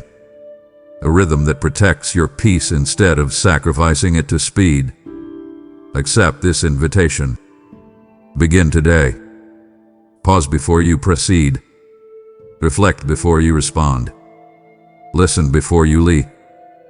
In that pause, you will find strength returning. In that stillness, you will sense clarity sharpening. In that quiet, you will hear me more clearly than you have in a long time. My child, you have listened. You have reflected. You have felt the weight of these words settle into places you tried to keep guarded. Now I need to bring you to something direct. Awareness without action becomes frustration. Insight without implementation becomes regret. You cannot remain in reflection alone. There's movement required from you, and I want you to approach it not with panic, but with precision. This is not about tearing down your entire life in a single dramatic overhaul. It is about alignment through deliberate steps. It is about correcting course while the adjustment is still manageable. You already know where action is needed. I do not need to spell it out in detail because your spirit hath been nudging you repeatedly. You know the conversation you have avoided. You know the habit that weakens you. You know the door that needs to close. You know the discipline that needs to begin. Stop pretending you need more confirmation. You have confirmation. What you need now is courage. Courage is not loud. It is not theatrical. It is quiet and steady. It chooses what is right even when what is wrong feels easier. I want you to select one area right now. Not 5. Not a vague collation of intentions. One clear, concrete action. Define it. Make it measurable. Decide when you will do it. If it is a boundary, articulate it. If it is a conversation, schedule it. If it is a habit, start it today. If it is something you must remove it without ceremony. Do not wait for a surge of motivation. Motivation fluctuates. Commitment stabilizes. Anchor yourself in commitment. You may feel resistance rising as you consider this. Resistance often surfaces when growth approaches. You might think, it is not that serious, or I can handle it later. Recognize that voice. It is the same voice that kept you in delay before. Interrupt it. Speak truth over yourself. Tell yourself that you are capable of change. Tell yourself that you deserve alignment. Tell yourself that peace is worth the discomfort of adjustment. Let me be clear about something. Action will feel uncomfortable at first. You may feel exposed. You may feel uncertain. You may fear how others will respond. A discomfort is temporary. The relief that follows alignment is lasting. When you act in accordance with conviction, your internal world steadies. You regain self-respect. You restore clarity. You experience a strength that comes from integrity. Do not romanticize change. Make it practical. Simplify it. If you need accountability, seek it. If you need structure, build it. If you need support, ask for it. You are not required to transform alone, but you are required to initiate movement. No one else can take this step for you. I will walk with you, guide you, steady you, but you must choose to move. You have spent enough time analyzing, enough time rehearsing possibilities, enough time negotiating with yourself. Now act. Choose alignment. Execute the adjustment. Begin the discipline. End the compromise. Speak the truth. Protect your peace. You will not regret decisive obedience. You will regret prolonged hesitation. I am not pressuring you from impatience. I am guiding you from protection. There is momentum waiting on the other side of your obedience. There is clarity waiting on the other side of your courage. Step forward. Do not shrink back. This is your moment to translate awareness into action. Do not let it pass unused. My child, there is another kind of action that requires even deeper strength. Sometimes the most powerful move is not stepping forward, but stepping back. You have been advancing toward something that excited you. You invested time, emotion, perhaps even identity into it. It looked promising. It felt validating. And yet beneath the surface, there has been a subtle unease. You have sensed misalignment, but you pushed through because you did not want to appear inconsistent. You feared that stepping back would look like failure. Let me correct that perception gently. Stepping back from what is wrong is not regression. It is refinement. It is wisdom. It is maturity. There is a difference between quitting out of fear and withdrawing out of discernment. Discernment recognizes when something does not fit, even if it looks impressive from the outside. You are allowed to reassess. You are allowed to change direction when clarity emerges. You are not obligated to continue down a path simply because you began it. Examine your attachment honestly. Are you holding on to this because it aligns with purpose or because it feeds your image? Are you continuing because it strengthens you or because you do not want to admit it may not be right? Pride can disguise itself as perseverance, but perseverance in misalignment drains you. It pulls resources away from what truly matters. It keeps you busy but not fulfilled. I want you to imagine the freedom of releasing something that does not serve your growth. Imagine the relief of not having to maintain something that feels slightly forced. That relief is not weakness. It is clarity. When you step back from what is misaligned, you create space for what is prepared for you. If your hands are full of the wrong thing, you cannot receive the right thing. There may be social pressure attached to this decision. Others may not understand your shift.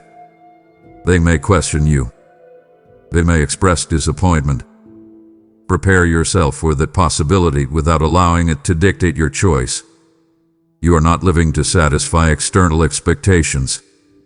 You are living to honor internal alignment. External approval fluctuates. Internal peace stabilizes. Here is my invitation to you. Reevaluate without fear. If you sense that stepping back is necessary, do it decisively. Do not linger in half-commitment. Do not maintain partial attachment. Close it cleanly. Communicate clearly. Then move forward without apology. You are not required to justify obedience to everyone. You may grieve what you release. That is natural. You invested in it. Allow yourself to process that grief without interpreting it as mistake. Growth sometimes involves letting go of things you once believed were right. That does not make you foolish. It makes you responsive to new insight. Stand tall in your decision. Do not shrink under scrutiny. You are not abandoning progress. You are refining direction. Trust that I see further than you do. Trust that when I prompt you to step back, it is because I am protecting you from unnecessary strain. Take a breath. Feel the strength in restraint. Feel the courage in withdrawal. You are not losing ground. You are gaining clarity. Step back if you must. Release what drains you. Walk forward lighter. I am guiding you into spaces that align more deeply with who you are becoming.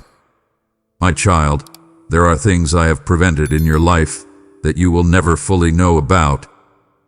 Conversations that almost unfolded but did not. Opportunities that seemed promising but quietly dissolve. Plans that looked certain yet slowly unraveled before they could take root. You interpreted some of those moments as disappointment. You questioned my silence. You wondered why something you wanted so deeply did not move forward. I saw your confusion. I saw the way you replayed those events in your mind, trying to understand what you did wrong. What you could not see was the shield around you. What you could not hear was the quiet intervention taking place behind the scenes. You have assumed that closed doors were signs of rejection. You have believed that delay was denial. But there were situations that would have drained you, relationships that would have diminished you, responsibilities that would have overwhelmed you beyond what you could sustain. I intervened without spectacle. I redirected without announcement. I protected you without applause. Protection does not always look like provision. Sometimes it looks like prevention. Sometimes it looks like interruption. Sometimes it looks like disappointment in the moment and relief in hindsight. Think back to something you desperately wanted that did not materialize. At the time, you felt confusion, maybe even frustration. But now, with distance, you see the cracks that were hidden then. You see the instability. You see the misalignment. That hindsight is not coincidence. It is clarity granted over time. I have been protecting you in ways you could not perceive because your perspective was limited to the present moment. My perspective stretches further. I see where certain paths end. I see where certain commitments lead. I see the weight you would have carried and certain doors remained open. I need you to shift how you interpret disruption. Not every setback is sabotage. Not every redirection is punishment. Some disruptions are deliberate defense. Some detours are designed to spare you from unnecessary struggle. You have labeled certain seasons as wasted. They were not wasted. They were guarded. They were filtered. They were refined. I was removing what would have consumed your energy before it ever reached you. Here is what I want you to do now. Revisit your disappointments with a different lens. Instead of asking why something failed, ask what it may have prevented.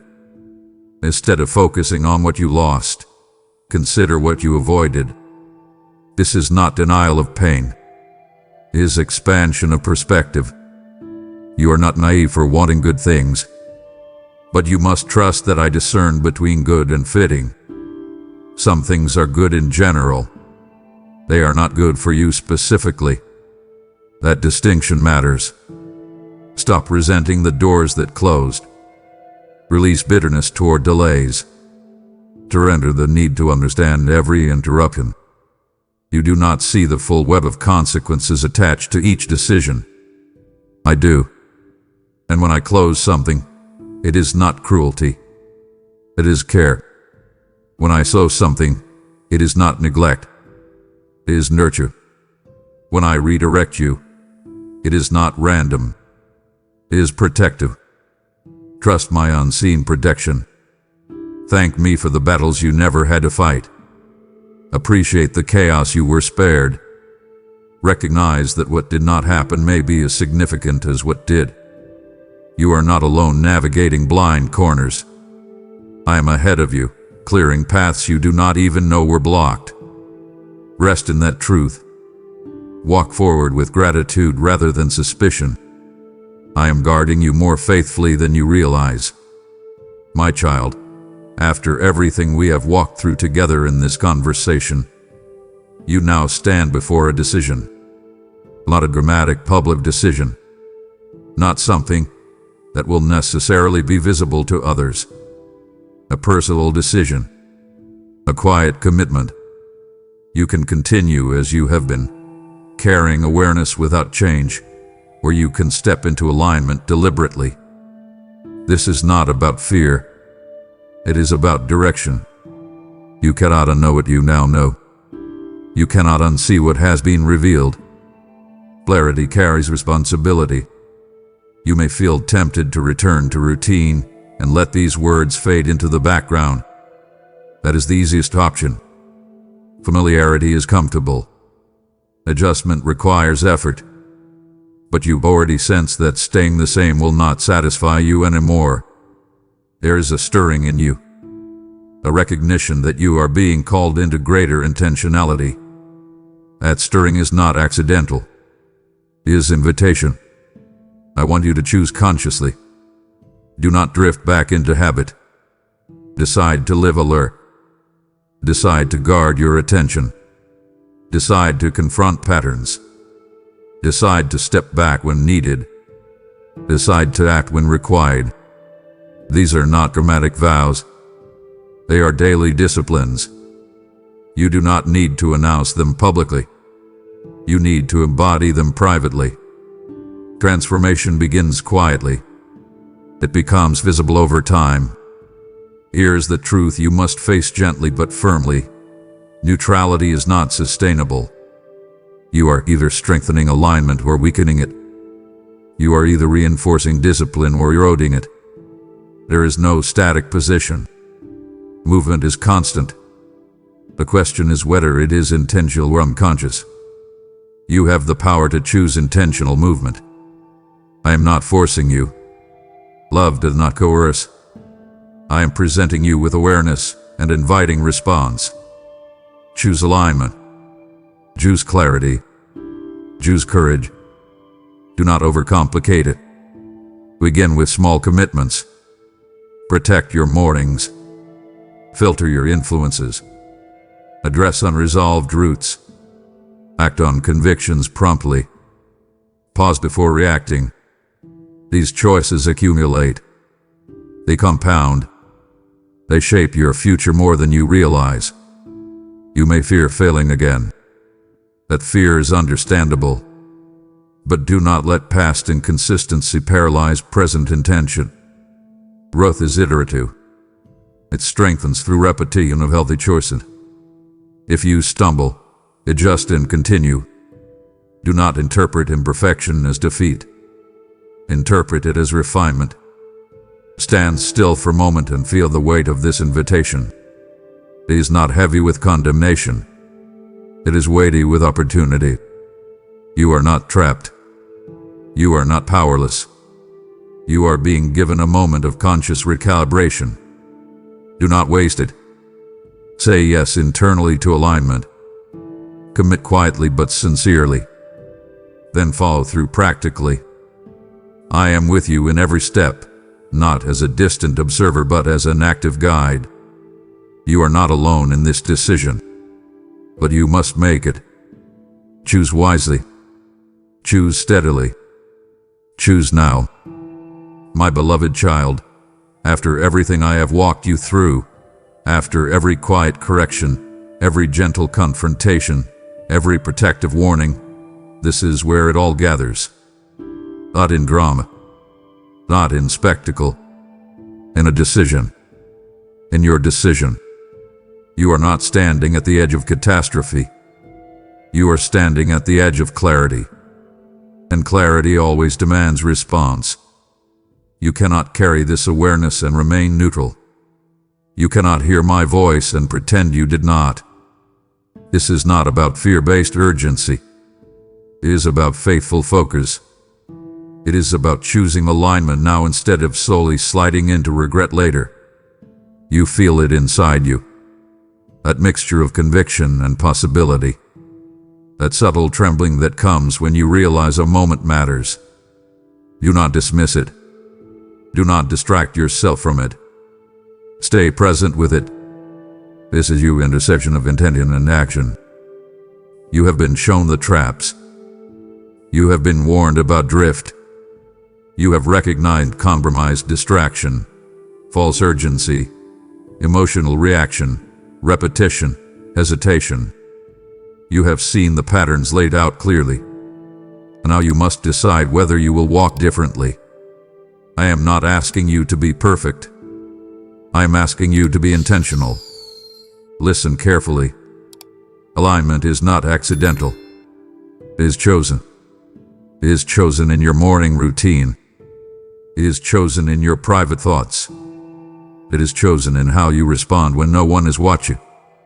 It is chosen in the boundaries you enforce. It is chosen in the pace you adopt.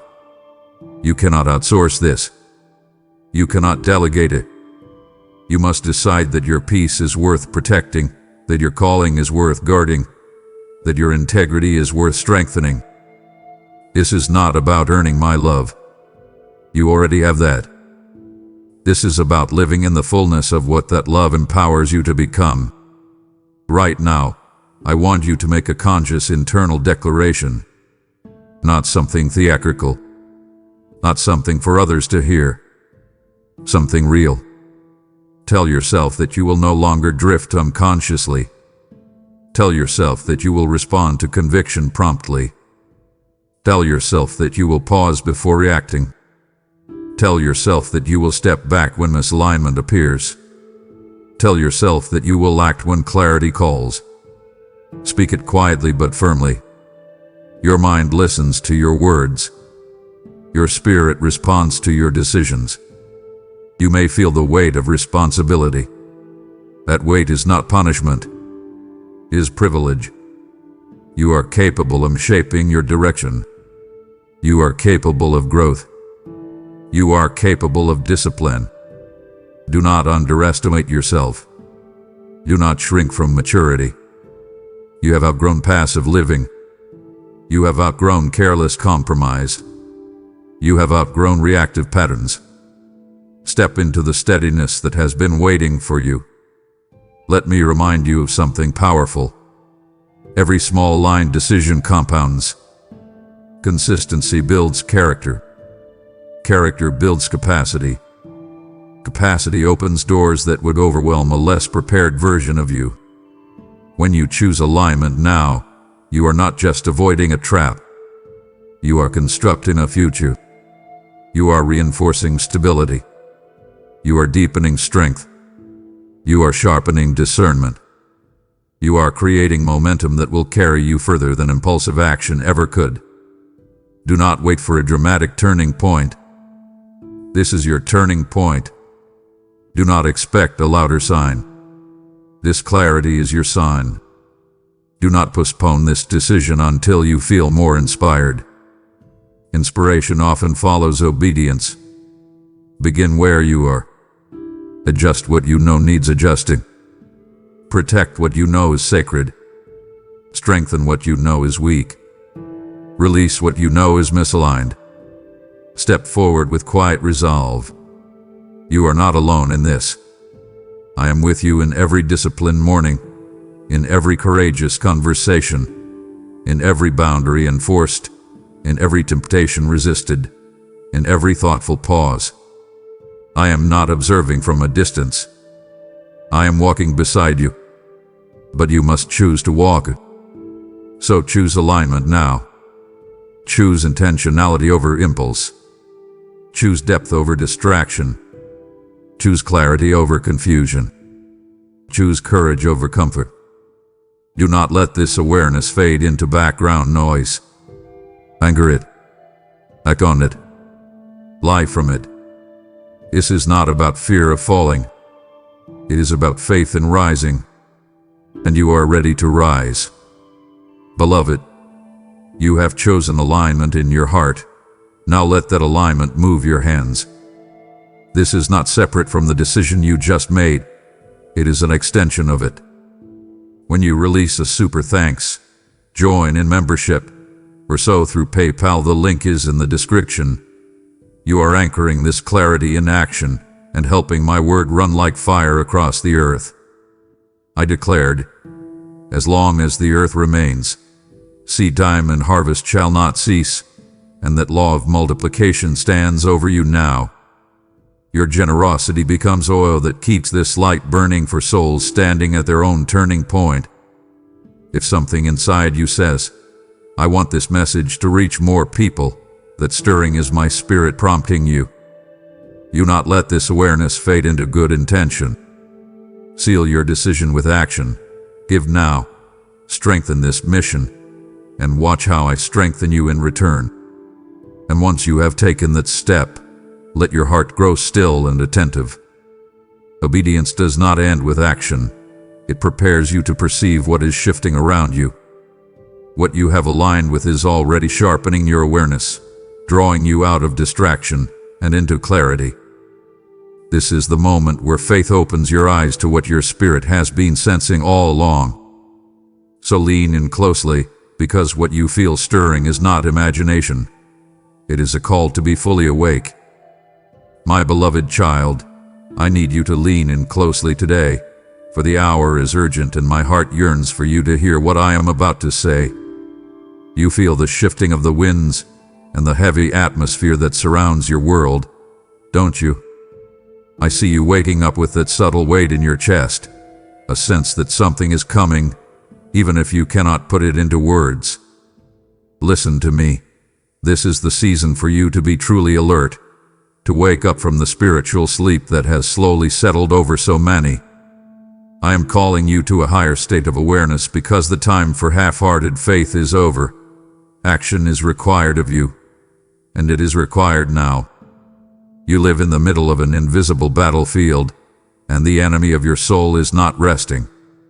I see the pressures you face at your job, the unspoken tensions that pull at the threads of your family, and that quiet fear that you might be overlooked or left behind. These are not just life's coincidences. They are part of a larger struggle for your peace and your destiny. If you remain in spiritual slumber, you risk falling into traps designed to drain your energy and steal the joy I have set before you. I want you to pause right now. Take a deep, slow breath and feel my presence enveloping you like the warmth of a morning sun. Do you hear it? My voice is not in the roar of the world's chaos or the loud demands of your digital screens. I am the still, small whisper in the quiet of your room, the one that tells you to stand firm when everything else tells you to run. You must sharpen your spiritual ears to distinguish my truth from the noise. The world will tell you to worry about things that will never happen, but I tell you to be calm and trust that I handle the impossible. My promise to you is absolute. As you choose to be watchful, I will be your shield and your defender. No harm shall reach your home while you are under my care. I am stationing my angels as guards around your life, ready to battle the forces you cannot see. Open your heart and accept this call to vigilance. I will lead you through the darkness and into a realm of spiritual strength you have never known. Stay close to me, for I am the everlasting rock, and your victory is already secured in my hands. My child, I want you to open your eyes to the subtle ways the world tries to pull you away from my path, for the enemy does not always come with a roar. Often, he comes with a whisper and a gift that looks exactly like what you've been praying for. You must understand that a trap is only effective if it is disguised as something good, something helpful, or something right for your current situation. Think about the pressures you feel right now, the need to provide, the desire to be successful, the hunger for comfort. I see how you are tempted to take shortcuts to reach these goals, but I am here to tell you that any path that bypasses my timing is a path that leads to a pit. You might see an opportunity that looks like a lucky break, but if it requires you to compromise your integrity or sacrifice your peace, it is a bait designed to hook your soul. I am calling you to look past the glitter and the immediate gratification that the world offers so freely. I know how loud the narratives of modern culture can be. They tell you that you deserve everything now, that your feelings are the only truth, and that looking out for yourself is the highest virtue. But I, your Creator, see the end from the beginning, and I know that the father of lies is woven into those very messages. You feel that tug in your spirit when something isn't right, don't you? That slight hesitation before you agree to something that feels off. Do not ignore that. That is my spirit warning you that the hook is hidden beneath the surface. I want you to stop and ask me for discernment before you take the next step. Invite me into your decision-making process today. Instead of rushing toward the first open door, wait for me to confirm the way. I see how the enemy targets your greatest earthly desires, your hope for a stable home, your need for companionship, your drive for recognition. He knows where you are most vulnerable, and he will place his traps right there. But I am your shield. I will give you the eyes to see through the illusions. When you are offered a shortcut that promises the world but costs you your walk with me, choose the narrow path.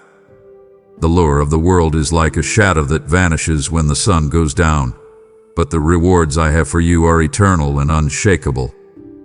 Command your heart to be still and refuse to be moved by the glitter of worldly promises. I have something much better for you than a quick fix or a temporary thrill. You are my precious one, and I do not want to see you entangled in a web of regret. Trust in my provision.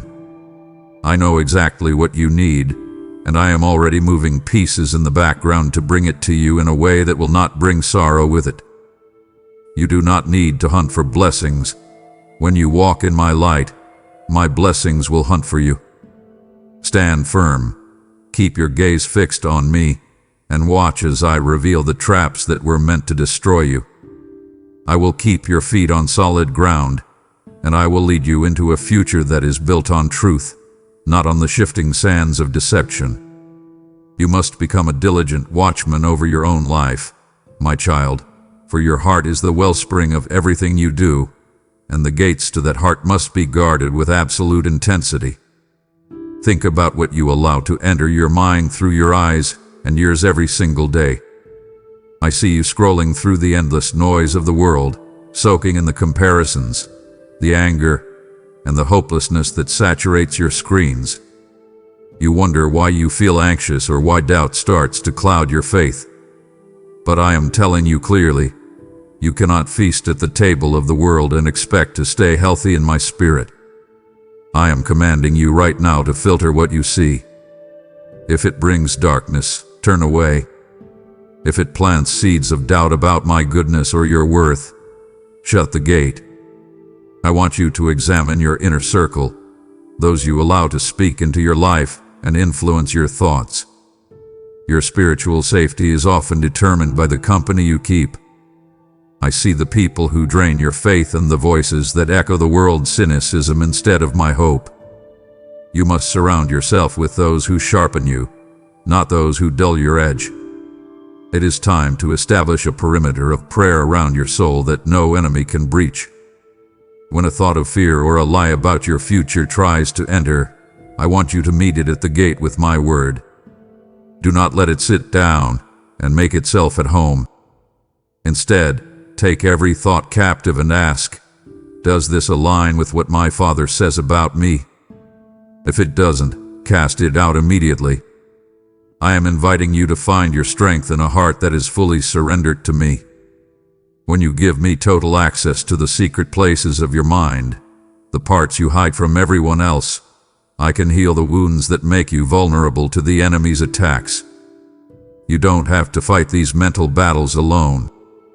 I am right here, ready to wash your mind with the water of my truth. Pause for a moment. Feel the tension in your shoulders and the tightness in your chest. It is the weight of trying to guard yourself with your own strength. Let it go. I am your fortress. When you stay tucked away in my presence, the arrows of the enemy will hit my shield before they ever reach you. I will give you the wisdom to see the hidden agendas in the media you consume and the conversations you join. You are not a victim of your environment. You are a child of the Most High God, and you have the power to choose what you entertain. Command your mind to focus on things that are pure, lovely, and of good report. I promise you that as you guard your gates, your inner peace will flourish like a well-watered garden. You will find a new clarity and a new power in your prayers. I am building a hedge of protection around you, but you must be the one to keep the gates closed to the intruder. Trust me, my child. I see the beauty of what I am growing inside you, and I will not let the enemy trample it if you stay alert and keep your heart for me alone. My beloved, I want to speak to you about a very dangerous pitfall that many fall into without even realizing it, the trap of spiritual pride. It is the subtle thought that says, "I've grown so much, I cannot be deceived," or "I know the word well enough to handle this on my own."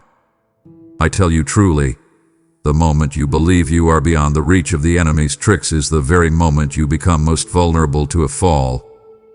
Pride is a blindfold that makes you miss the pits at your feet while you are looking at your own reflection. I see your heart, and I see how hard you strive to be good and right. But I want you to rely on my strength, not on your own intellect or your own track record of success. I am calling you to embrace the beauty of a humble and contrite spirit. Humility is not thinking less of yourself. It is thinking of yourself less and thinking of me more. When you come to me with the heart of a child, admitting that you don't have all the answers and that you need my guidance for every single breath, you are in the safest place you could ever be.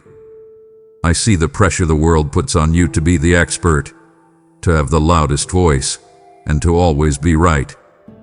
But I am inviting you to a different way. I want you to be a student of my grace.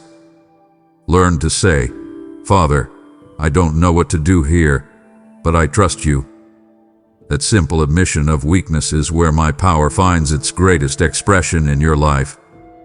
You must be careful not to look down on others who are struggling, for that is the first seed of pride. I see how easy it is to judge the person who falls into a trap you think you've avoided, but remember that it is only by my grace that you stand at all. If you want to remain protected, you must seek godly counsel and be willing to listen when I speak through others. Do not isolate yourself in your own wisdom. I have placed people in your life who can see the things you might be missing. Listen to them. Model the humility of my son, who, though he was King of Kings, took the towel and washed the feet of those who would fail him. I promise you that if you walk in humility, I will lift you up. I will give you a discernment that the proud can never possess. I will show you the path of safety even in the middle of a storm. When the enemy tries to puff you up with your own accomplishments, remind yourself that every good thing you have comes from my hand. Command the spirit of pride to leave your heart and ask me for a spirit of teachability. I want to take you deeper into my mysteries, but I can only lead those who are willing to follow. Stay small in your own eyes, and you will become a giant in my kingdom. I am your father, and I love you too much to let pride lead you to a crash. Lean on me, and I will keep your path straight and your heart pure. My child, listen closely, for we are in an hour where the truth is being twisted and bent until it barely resembles my heart. You must be aware that the enemy is a master of using my own word out of context to lead you into bondage. He did it in the garden, and he did it in the wilderness, and he is doing it today through voices that sound religious but lack my power. I see your confusion when you hear different people claiming to speak for me while saying opposite things. I see how you struggle to know what is real and what is a distortion. This is why you must have a deep, personal relationship with my word. Do not rely on someone else's interpretation to be your only source of light. You must eat for yourself. I am calling you to distinguish between legalism and true obedience. Legalism is a heavy yoke that demands you perform to earn my love, but true obedience is a joyful response to the love I have already given you. The enemy wants to trap you in a cycle of doing so that you forget the beauty of being my child. I also want you to be alert for wolves in sheep's clothing within your own communities. These are people who use my name but whose fruit is bitterness, division, and control. Test every spirit, my precious one. Does what they say align with my character of love, peace, and self-control? If a message leaves you feeling condemned, terrified, or confused, it is not from me, for I am not the author of confusion. I invite you to start a new journey of scriptural study, not just reading words on a page, but asking my Spirit to breathe life into them. When you are anchored in the truth, you will not be tossed back and forth by the shifting tides of culture. The world's truth changes with the seasons, but my truth is the same yesterday, today, and forever. I see the pressure you feel to evolve your faith to fit the world's narrative, but I am commanding you to stay anchored to the rock. It is the only thing that will hold when the global shaking begins. I want you to be so familiar with the real thing that you can spot a counterfeit in a second. I promise to be your teacher. If you ask me for wisdom, I will give it to you generously without finding fault. I will illuminate the scriptures for you and show you the hidden treasures within them. When the noise of the world gets too loud, come back to the secret place with me and let my voice settle the matter. You do not have to be an expert in theology to know my heart. You just have to be willing to listen to my Spirit. Command the fog of deception to clear from your mind in my name. I am giving you a sharp sword, the sword of the Spirit, to cut through every lie. Walk boldly in the truth, for the truth is the only thing that will ever truly set you free. I am with you, and I will never let you be led astray if you keep your eyes on me. My child, do not turn away now, for my heart would deeply grieve to see you walk back into the fog just as the light is beginning to break. We have only just begun to uncover the snares that have kept you bound, and to stop now would be to leave your soul vulnerable in the heat of the battle. I have poured my Spirit into these words for your protection. Do not disappoint the grace I am offering by closing your ears before the work is complete.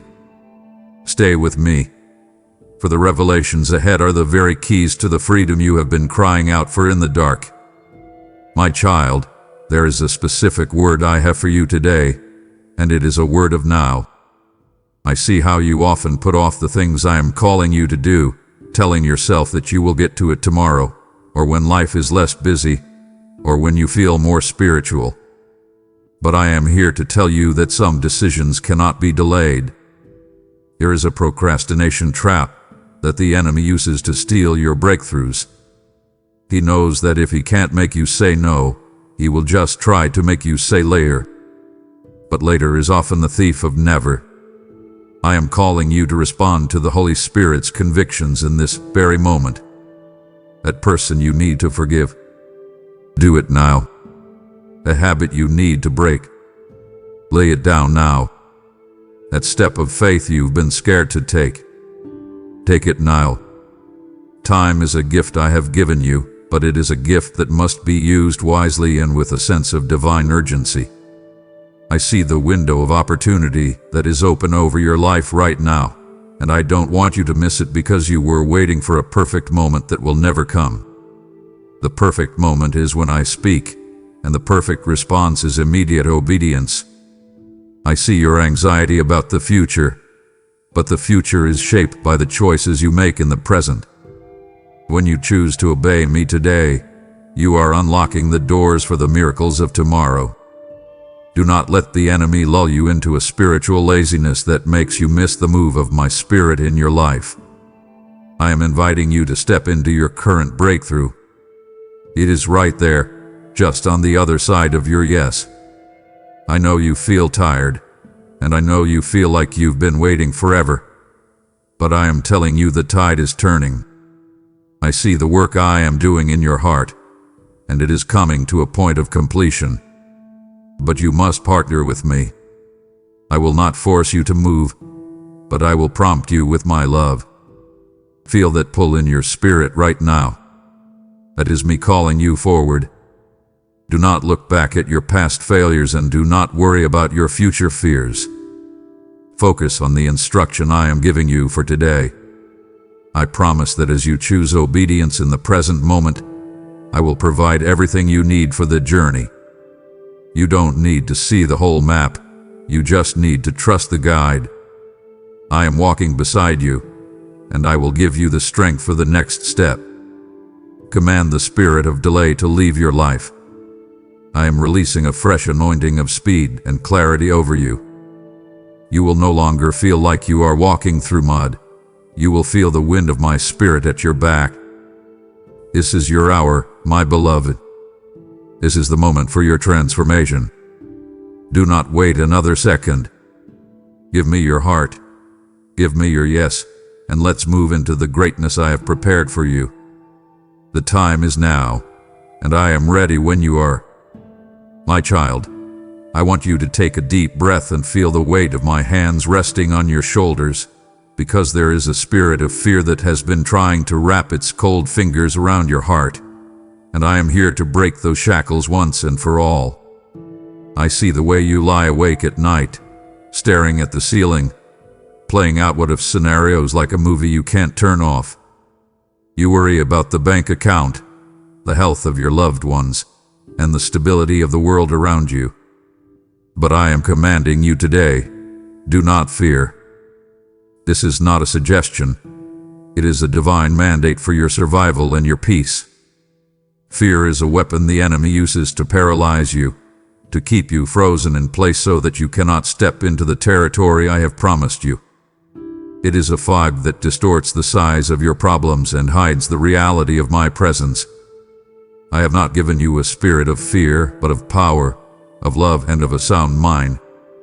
I want you to look at that knot in your stomach, the one that tightens every time you check the news or think about next year. I am inviting you to hand that knot to me. You have been making decisions based on terror instead of trust, and that is a trap that leads to the wilderness. When you act out of fear, you are essentially saying that the storm is bigger than the creator of the stars. But I am the one who walks on the waves that threaten to sink you. I see the pressure at your job and the feeling that you are walking on eggshells in your relationships. I see the fear of rejection that keeps you from speaking the truth I've put in your soul. I am telling you now, stand up tall. My love is a perfect fire that consumes fear until nothing is left but courage. You are my beloved, and no weapon formed against you shall prosper. I am declaring over you right now that the spirit of anxiety is losing its grip.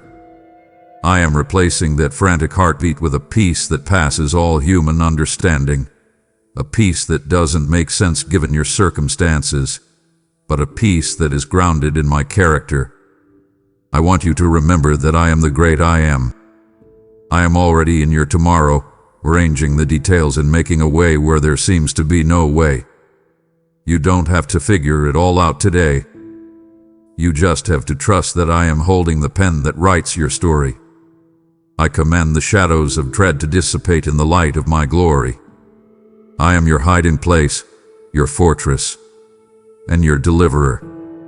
Walk boldly into the plans I have for you.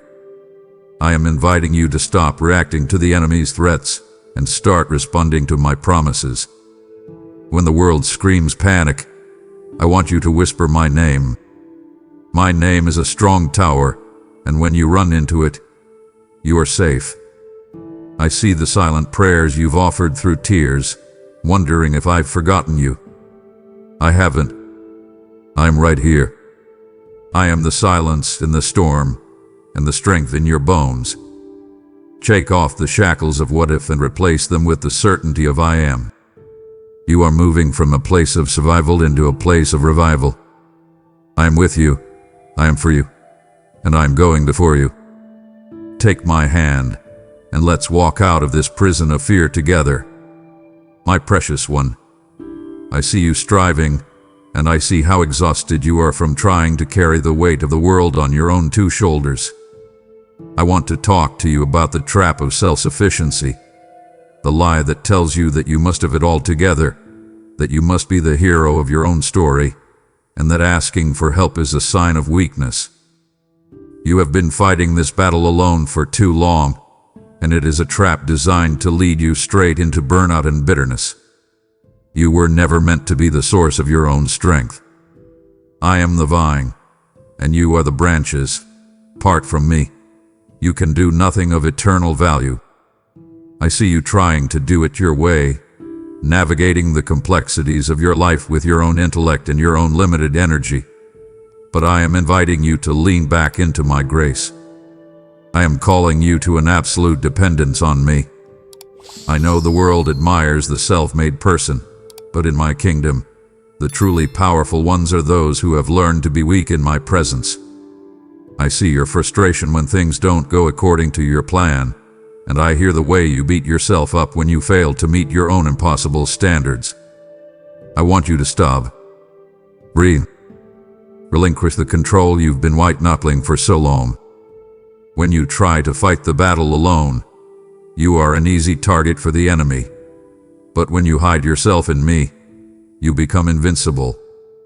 I am the commander of the armies of heaven, and I have a strategy for your life that you haven't even considered yet.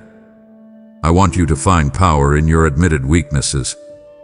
When you tell me, "Father, I can't do this," that is when I can finally step in and show you what I can do. I am inviting you to the secret place, not for a lecture, but for rest and strategy. You've been wandering in a wilderness of your own making, trying to figure out the path through the thicket of your problems. I am the waymaker. I see the dead ends you've hit, and I am here to tell you that those ends are just the beginning of my intervention. I am commanding you to drop the heavy pack of self-reliance you've been lugging around. It's too heavy for you, but it's nothing to me. I declare that my grace is sufficient for you. I am your provider, your counselor, and your king. I see the unspoken pressure you feel to provide for everyone, to be the rock for your family, and to never show a crack in your armor. I am your rock. Let me carry the load. I am inviting you to trade your striving for my peace and your confusion for my clarity. When you stop trying to be God, you finally allow me to be God in your life. I am weaving a masterpiece out of the threads of your life, but you have to let go of the needle. Trust me with the outcome. Trust me with the timing. I am your Father, and I love you too much to let you succeed in your own strength, only to fail in your soul. Come to me, all you who are weary and heavy laden, and I will give you rest. My child, I know that lately, it feels like you are walking through a thick, gray fog where the path ahead is hidden, and the voices around you are all shouting different directions. I want you to hear me clearly. I am not the author of confusion. If you feel frantic, muddled, or torn in a dozen different ways, that is not my hand at work. The enemy uses noise and chaos to drown out my direction, hoping that in your frustration, you will make a move based on impulse rather than revelation. I see the pressure you feel to make a decision right now, to fix the problem, to answer the critic, to secure the future. But I am commanding you to wait. Stop moving for a moment and find the secret place where the noise of the world cannot reach you. I am inviting you into a season of clarity, but it requires you to sharpen your spiritual sight. I see how you've been looking at the circumstances, the logic of the situation, and the opinions of others, and it has only made the fog thicker. I am calling you to the power of fasting and focused prayer. Sometimes, the static in your soul can only be cleared by turning down the volume of the world's appetite so you can hear the frequency of my spirit. Do you feel that restlessness? That is my call for you to go deeper. I want to give you a word that will act like a lighthouse in the dark, but you have to be still enough to see the beam. I am declaring that the fog is breaking. I am your light and your salvation. Whom shall you fear? I want you to use my peace as the umpire in your heart. If you don't have peace about a decision, Do not move. If the path ahead isn't illuminated, stay where you are until I give you the signal. I see the urgent demands that are being placed on you, but I tell you that my timing is never late. I am teaching you how to walk by faith and not by sight. When you cannot see the next mile, I want you to trust the hand that is holding yours. I see the specific confusion regarding your purpose and your next big step. I am already standing at the destination, beckoning you forward one small, obedient step at a time. I promise to lead you beside quiet waters and restore your soul. I am giving you a spirit of discernment that will slice through the enemy's lies like a hot knife through butter. Command the spirit of confusion to leave your mind right now. I am anointing your eyes to see the truth and your ears to hear my whisper behind you saying, "This is the way. Walk in it." You don't have to be afraid of making a mistake when your heart is truly seeking me. I am the one who keeps your feet from slipping. I am removing the veils of doubt and the shadows of uncertainty. Trust that I am working even in the silence. The fog is lifting, and the sun of my righteousness is rising with healing in its wings. Be still, my child, and know that I am God. My beloved, I want to have a very real and direct conversation with you about the thief of joy that has been lurking in your heart, the snare of comparison. I see you looking at the lives of others, their successes, their families, their highlights on a screen, and then looking back at your own life with a sigh of discontent. You feel like you are behind, like you missed a turn, or like I am doing more for them than I am for you. But listen to me. Your path is unique because I wrote it specifically for you. When you look sideways at someone else's journey, you take your eyes off the path I have paved for your feet, and that is exactly how you stumble into the pits of bitterness and envy. I am calling you to celebrate the unique destiny I have crafted for your life. I did not make you to be a copy of someone else. I made you to be the only version of you that the world will ever see. I see the hidden envy that bites at your spirit when a friend gets the promotion you wanted or when a neighbor seems to have the peace you are struggling to find. That envy is a poison, and it opens a door for the enemy to whisper lies about my goodness. It makes you want things I have not yet authorized for you, and it blinds you to the incredible provision I have already placed right in front of you. I am commanding you to focus your gaze upward instead of sideways. I want you to find deep contentment in my current provision. I know you are hungry for more, and I have more for you, but I cannot give you the more if you are despising the now. I see the simple blessings you've started to overlook because you're so focused on what you're missing. I am inviting you to a heart of gratitude. Gratitude is the shield that protects you from the snare of comparison. When you start to thank me for the breath in your lungs, the roof over your head, and the grace that covers your mistakes, the power of envy begins to break. I am your portion, my child. I am all you truly need, and everything else is a gift added by my hand.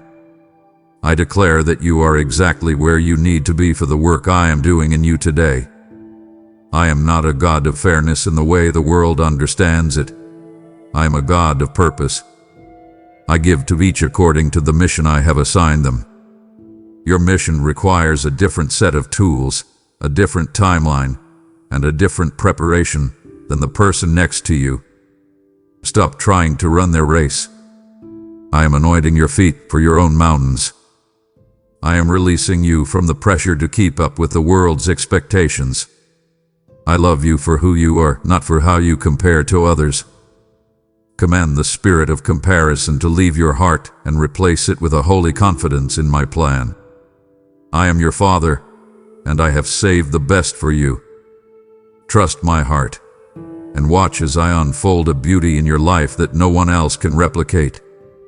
My child, now that you have released the heavy chains of comparison, your hands are finally empty and ready to hold the seeds of a new, eternal harvest. I am inviting you to move beyond merely watching and into the power of becoming a co-laborer in my kingdom mission.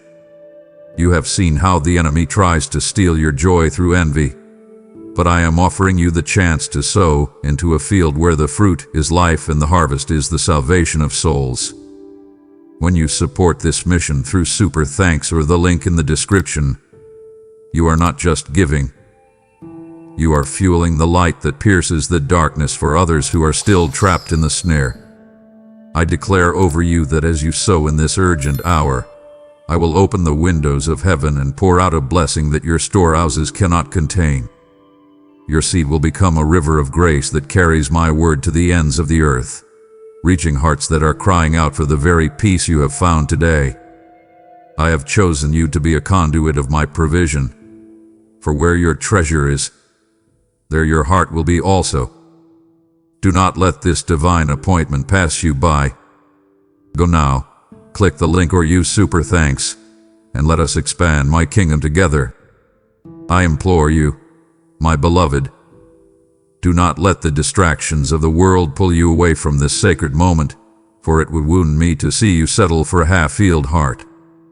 You are standing at a threshold of transformation, and to abandon this conversation now would be to reject the divine strategy I am meticulously unfolding for your life.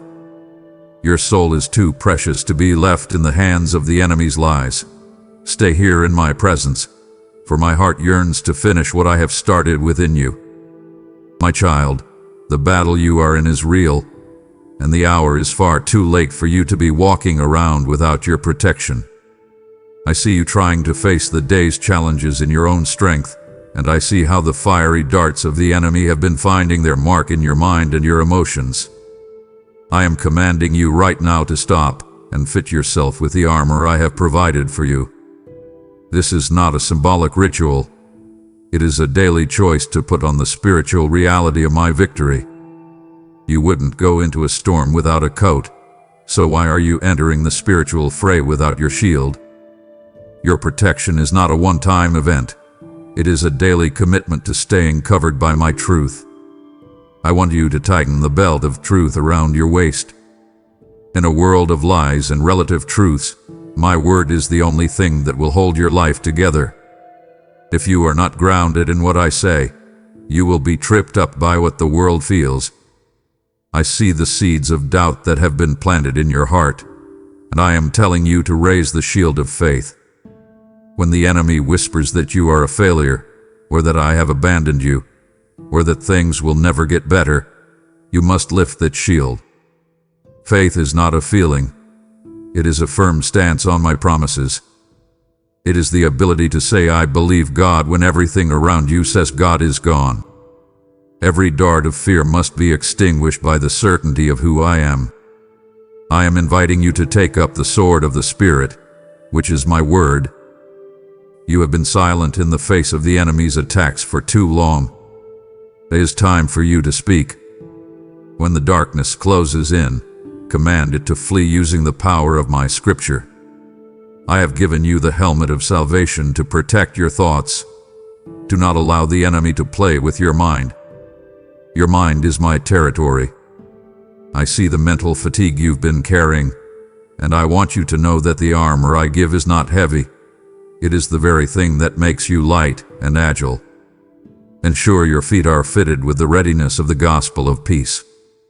You should be ready to move whenever and wherever I call, carrying my peace as a weapon that changes the atmosphere of every room you enter.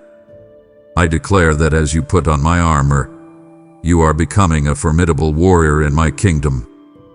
You are no longer a victim of circumstances. You are a victor through Christ. I see the strength I have placed inside you, even when you feel weak. The armor is my strength made manifest in your life. I am your commander, and I am training your hands for war and your fingers for battle.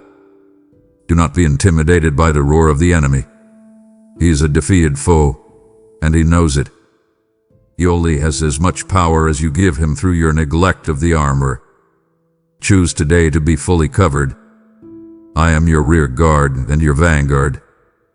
I am with you in the heat of the fight, and I am the one who will crown you with victory when the smoke clears. Stand firm, my child. You are protected, you are prepared, and you are mine. My beloved child, I want to talk to you about the quiet thieves that have moved into your home and your heart, sitting on the throne that was built for me alone. We must identify the modern-day idols that are draining your spiritual power and clouding your vision. You may think that idols are ancient statues of wood and stone, but in your world, an idol is anything that takes my place as your primary source of comfort, identity, or security. I see the way you reach for your phone before you reach for my hand in the morning. I see how you measure your worth by the likes on a screen or the digits in your bank account. These are not just tools or resources. For many of you, they have become digital altars where you sacrifice your time, your peace, and your focus. I am calling you today to tear down these high places and recenter your life around the true throne. I see the subtle worship of self that permeates your culture. You are told daily that you are the master of your fate and the captain of your soul, but this is a trap that leads only to exhaustion. When you make yourself the center of your universe, you take on a burden you were never meant to carry. I see the good things in your life, your career, your hobbies, even your family, and I see how they become bad things when they demand the devotion that belongs to me. If you are more worried about your reputation than my righteousness, you have found an idol.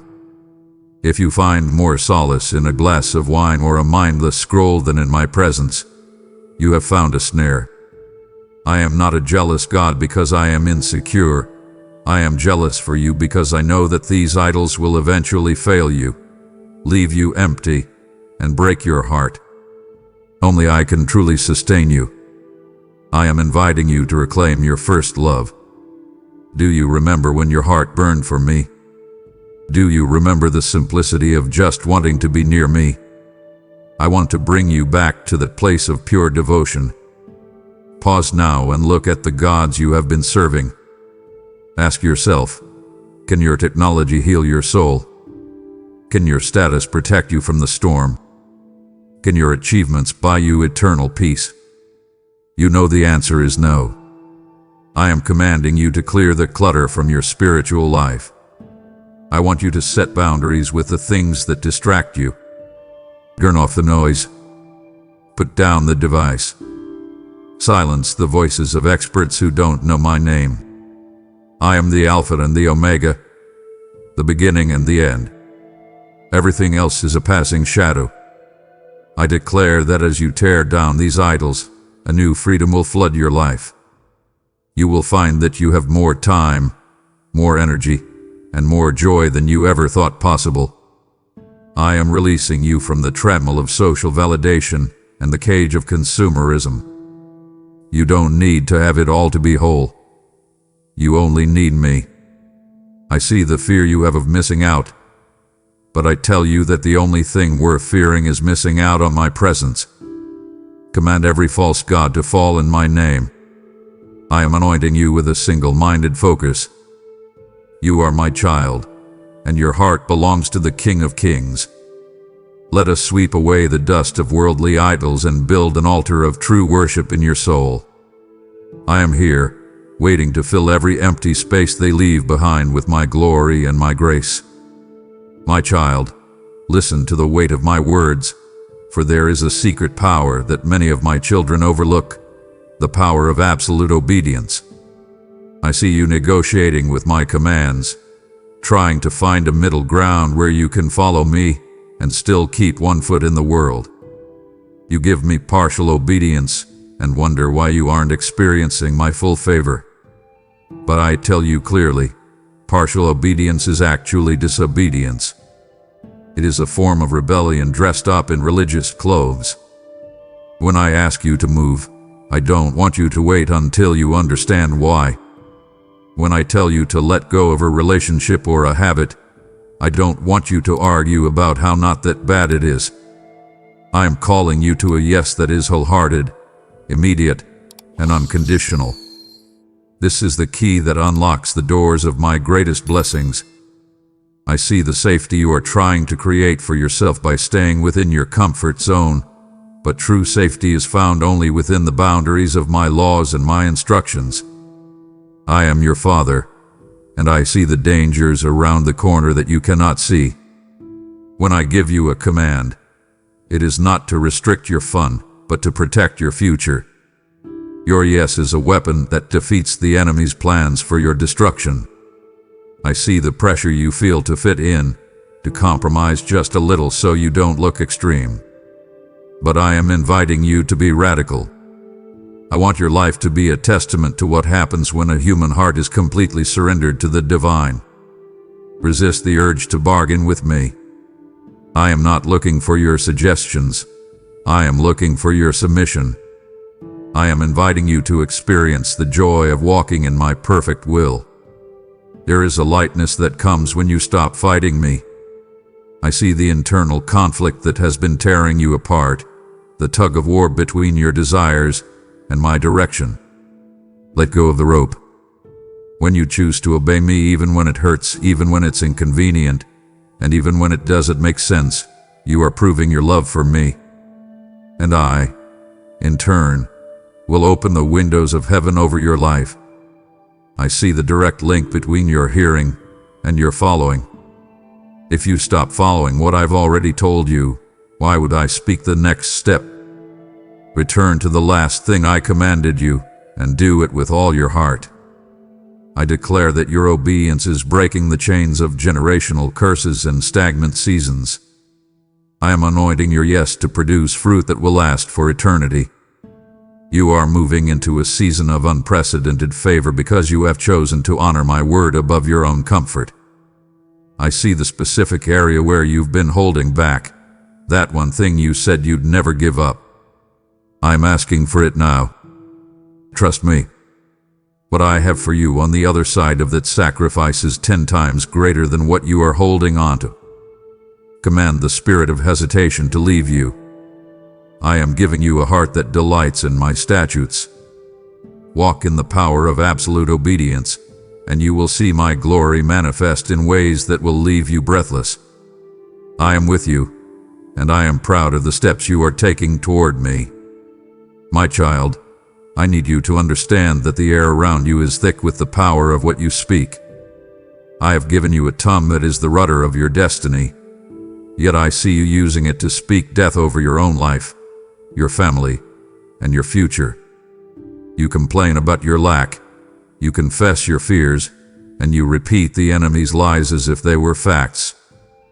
This is a trap that keeps you circling the same wilderness for years. You cannot speak defeat and expect to walk in victory. I am commanding you today to align your declarations with my heavenly promises. Stop disquieting the storm and start speaking to it. I have put my words in your mouth. Use them to build, not to tear down. I see the habit of complaining that has settled over your heart like a dark cloud. During this testing phase, your words are more important than ever. When you complain, you are essentially saying that I am not faithful and that my hand is too short to save you. I see the pressure at your job and the frustration in your home, but if you continue to speak about how it's never going to change or I'm just not good enough, you are building a prison for yourself with your own breath. I am inviting you to use your voice as a weapon of war. When the enemy whispers a lie, I want you to shout the truth.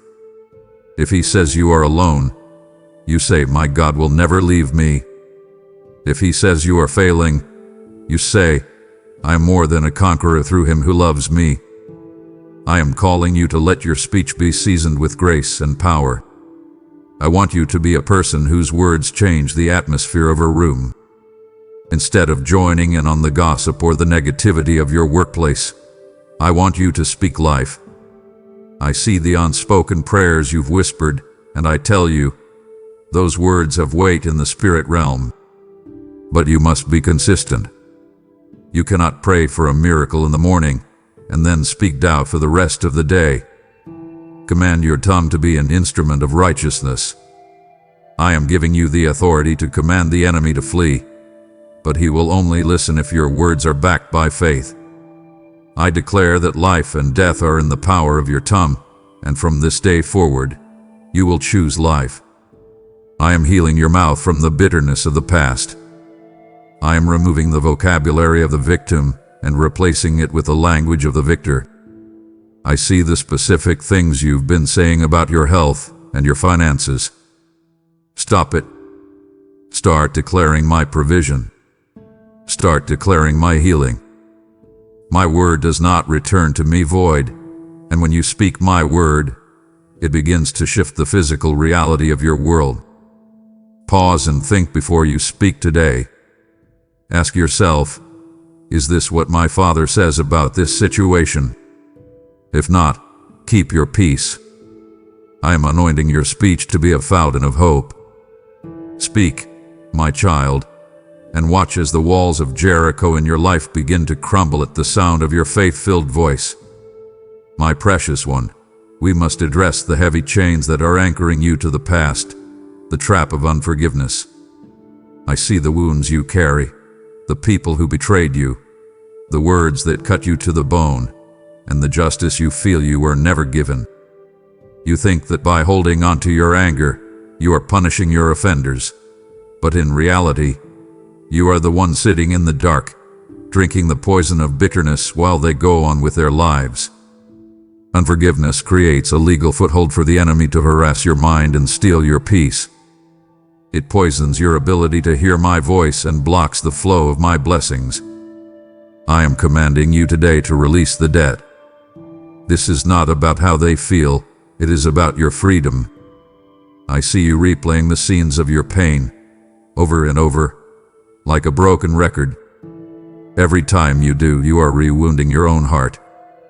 I am inviting you to see your offenders through my eyes of compassion. This is a difficult thing, I know, but I want you to remember that they too are broken people, often acting out of their own unhealed trauma. I am not asking you to excuse what they did, nor am I asking you to trust them again immediately. I'm asking you to hand the judgment over to me. Vengeance is mine. I will repay, says the Lord. When you forgive, you are simply taking your hands off their throat so that I can put my hands on your heart. You are closing the door on past wounds so that you can finally move forward into the new thing I am doing. I am calling you to the liberating power of a choice. Forgiveness is not a feeling. It is a decision of the will. I want you to name the people you have been holding a grudge against. Bring them before me right now. Say their names and say, I release them. As you do, feel the weight lifting off your spirit. I see the physical toll that bitterness has taken on your body, the headaches, the tension, the lack of sleep. I want to heal all of that. I am the great physician, and my first prescription for you is mercy. You have been forgiven a debt you could never pay. Can you not release the small debts others owe you? I am inviting you to a life of emotional resilience where the actions of others can no longer dictate your internal state. I declare that the prison doors are opening. As you release others, you are being released. I am pouring the oil of joy into the places where bitterness once lived. I am making you a vessel of my peace. I see the specific person you think is unforgivable. I tell you, my grace is sufficient even for that. I am giving you the strength to let it go. Command the spirit of resentment to leave your soul. I am washing you clean. You will no longer be defined by what was done to you, but by what I have done for you. The healing is flowing right now. Walk out of the shadows of the past and into the light of a future that is unburdened by the weight of old grudges. You are free, my child. Truly, you are free. Listen to the urgency in my voice. To stop listening now would be a tragic neglect of the mercy I am extending to your weary spirit. It would bring me great sorrow to see you carry the weight of the past for one more day when the path to absolute liberation is right before you. Do not treat my words as a passing thought. They are your lifeline in a drowning world. I am calling you deeper, and it would break my heart to see you walk away from the table I have prepared specifically for your restoration. My child, I want to talk to you about the account you will one day give for the life I have entrusted to you. There is a trap of spiritual laziness that has caught many in this busy, distracting world. You feel busy, yes, but are you being fruitful? I see how much of your precious time, the time I gave you to build my kingdom, is being lost to mindless distractions, endless entertainment, and the pursuit of things that have no eternal weight. I have given you unique talents, specific gifts, and a limited number of days. I am calling you to stop wandering and start stewarding. Your gifts are not for your glory, they are for my purposes. It is time to reclaim the hours you've lost and invest them in what truly matters. I see the potential I have placed inside you, much of which is still lying dormant because you are waiting for a better time to start. I tell you, the time is now. I require an account of what I have given you. I see the excuses you make, that you're too tired, that you're not qualified, or that someone else could do it better. But I didn't choose someone else, I chose you. I see the pressure you feel to keep up with the world's pace, but I am inviting you to a different rhythm. I want you to be a faithful servant who stays alert and ready. Whether you are at your job, in your home, or in your community, you are on a mission. Every interaction is an opportunity to use your talents to reflect my light. I am commanding you to audit your days. Where is your time going? I want you to prioritize my presence and my work above your own leisure. I am not a taskmaster who wants to steal your joy. I am a father who wants you to experience the deep satisfaction of a life well lived. There is a reward for the servant who is found working when the master returns. I see the specific talent you've been hiding, the one you're afraid to use because you fear failure. I am telling you to dig it up and put it to work. I will give you the increase, but you must provide the investment. Use your voice, use your hands, use your mind for things that will matter 1,000 years from now. I declare that as you begin to steward your time wisely, I will multiply your effectiveness. I will give you supernatural time where you get more done in an hour with me than you used to get done in a day on your own. I am releasing you from the spirit of procrastination and the fog of aimlessness. You had a high calling, my beloved. I am anointing you with a sense of divine purpose. Command the distractions to fall away. I am giving you a heart that values the eternal over the temporary. You are not a random accident on this earth. You are a carefully placed steward of my grace. Rise up and do the work I have prepared for you. I am with you, providing the strength, the wisdom, and the opportunity. Your labor in me is never in vain. My beloved child, I am calling you to lift your eyes from the dust of your daily grind and look at the horizon, for the world is shifting in ways that many are choosing to ignore. I have given you a roadmap in my word, a series of prophetic markers that were never meant to scare you, but to prepare you. I see the global shaking, the rumors of wars, and the rising tides of confusion that dominate your news feeds. Do not be like those who walk in darkness, surprised by the midnight hour. I am commanding you to be a child of the light, one who recognizes the season and the hour. You must not be ignorant of the direction the world is heading, for the enemy thrives in the ignorance of my people. I see how the culture around you is moving further away from my truth, calling good evil and evil good. This is not a coincidence. It is a sign of the times, and it requires you to keep your lamp trimmed and filled with the oil of my spirit. I want you to distinguish between worldly alarmism and spiritual alertness. The world reacts to crisis with panic, hoarding, and terror, but I am inviting you to react with a calm, resolute vigilance. I see the anxiety that grips your heart when you hear of food shortages or economic instability. I am telling you now, I am your source, not the system of man. When the world shakes, those who are anchored in me remain steady. I am calling you to a deep study of the signs I have laid out. Why would I tell you the end from the beginning if I didn't want you to be ready?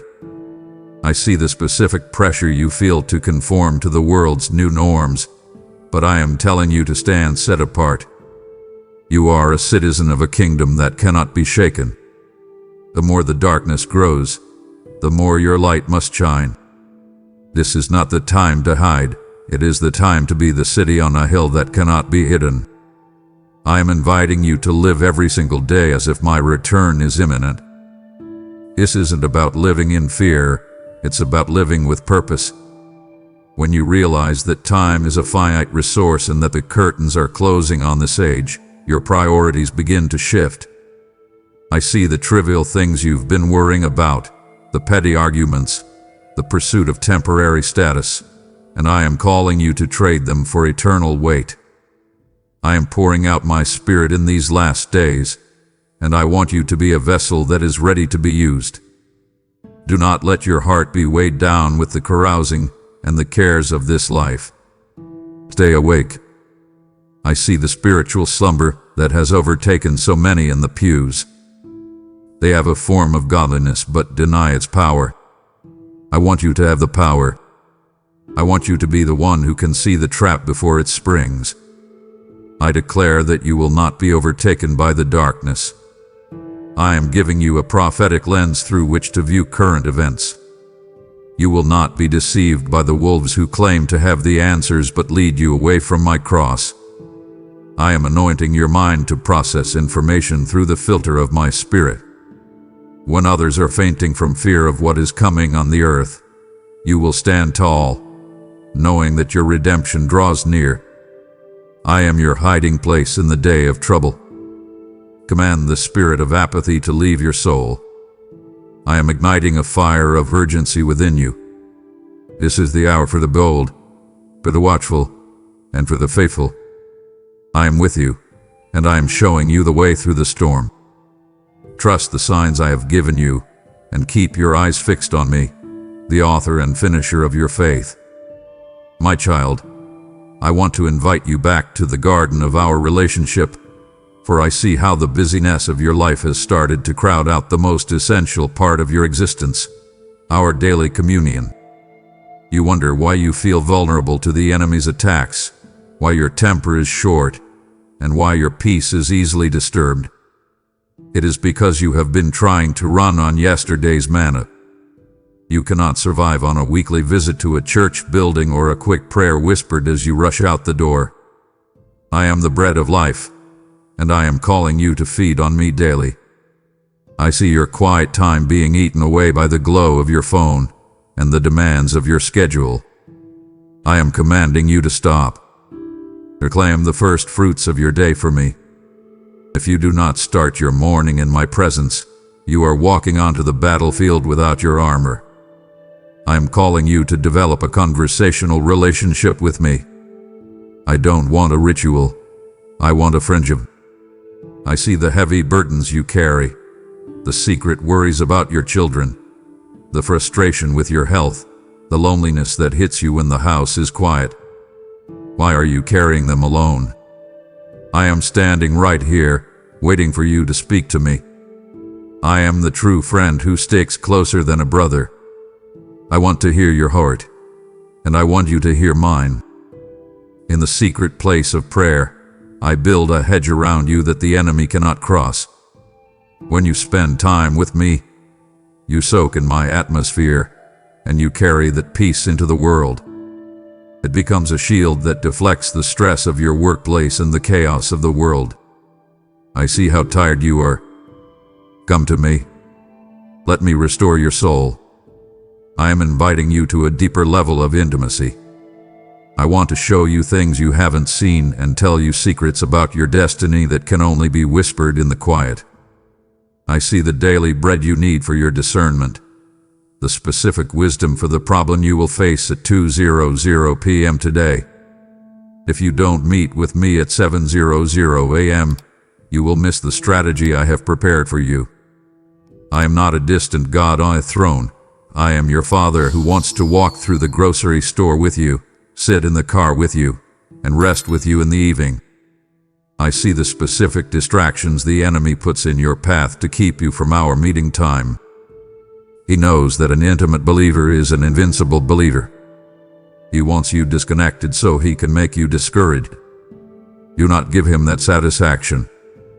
I declare that our communion is the source of your strength. I am removing the scales from your eyes so you can see the beauty of my presence. I am breaking the power of the hurry spirit that tells you that prayer is a waste of time. It is the most productive thing you can do. I am anointing your ears to hear my voice with clarity. Command the noise of the world to be silent when we are together. I am pouring out a fresh hunger for my presence in your heart. You will no longer find satisfaction in the broken cisterns of worldly entertainment. You will find your delight in me. I am your hiding place. I am your strength. I am your everything. Come away with me, my beloved child, and let me fill you until you overflow. Our time together is the anchor that will hold you steady no matter how high the waves may rise. My precious child, I need to speak to your heart about the dangerous trap of seeking the world's applause. I see how much power you have given to the opinions of people who do not even know my name. You are living in a digital age where validation is measured in likes, shares, and the approval of the crowd. But I am here to tell you that the world's applause is a fleeting shadow, and its well done is often a lure into a cage. You were not created to be a performer for the masses. You were created to be my child, found in me alone. I see the pressure you feel to look a certain way, to speak a certain way, and to achieve a certain status, yes, to feel enough. But I am your creator, and I have already declared that you are very good. Stop seeking from men what only I can give you. I am calling you to find your identity in being my beloved child. When you know who you are in me, you become unshakable. I see the pain you feel when you are rejected or misunderstood by those around you. I see the sting of the unfollow or the whispered criticism at the office. I want you to use that rejection as a signal to draw closer to me. If the world hated my son, why do you expect it to love you? I am inviting you to the courage to be set apart. It is a lonely path sometimes, but it is the only path that leads to life. I see the way you water down your faith or hide your light because you're afraid of being labeled as too religious or out of touch. I am commanding you to be bold.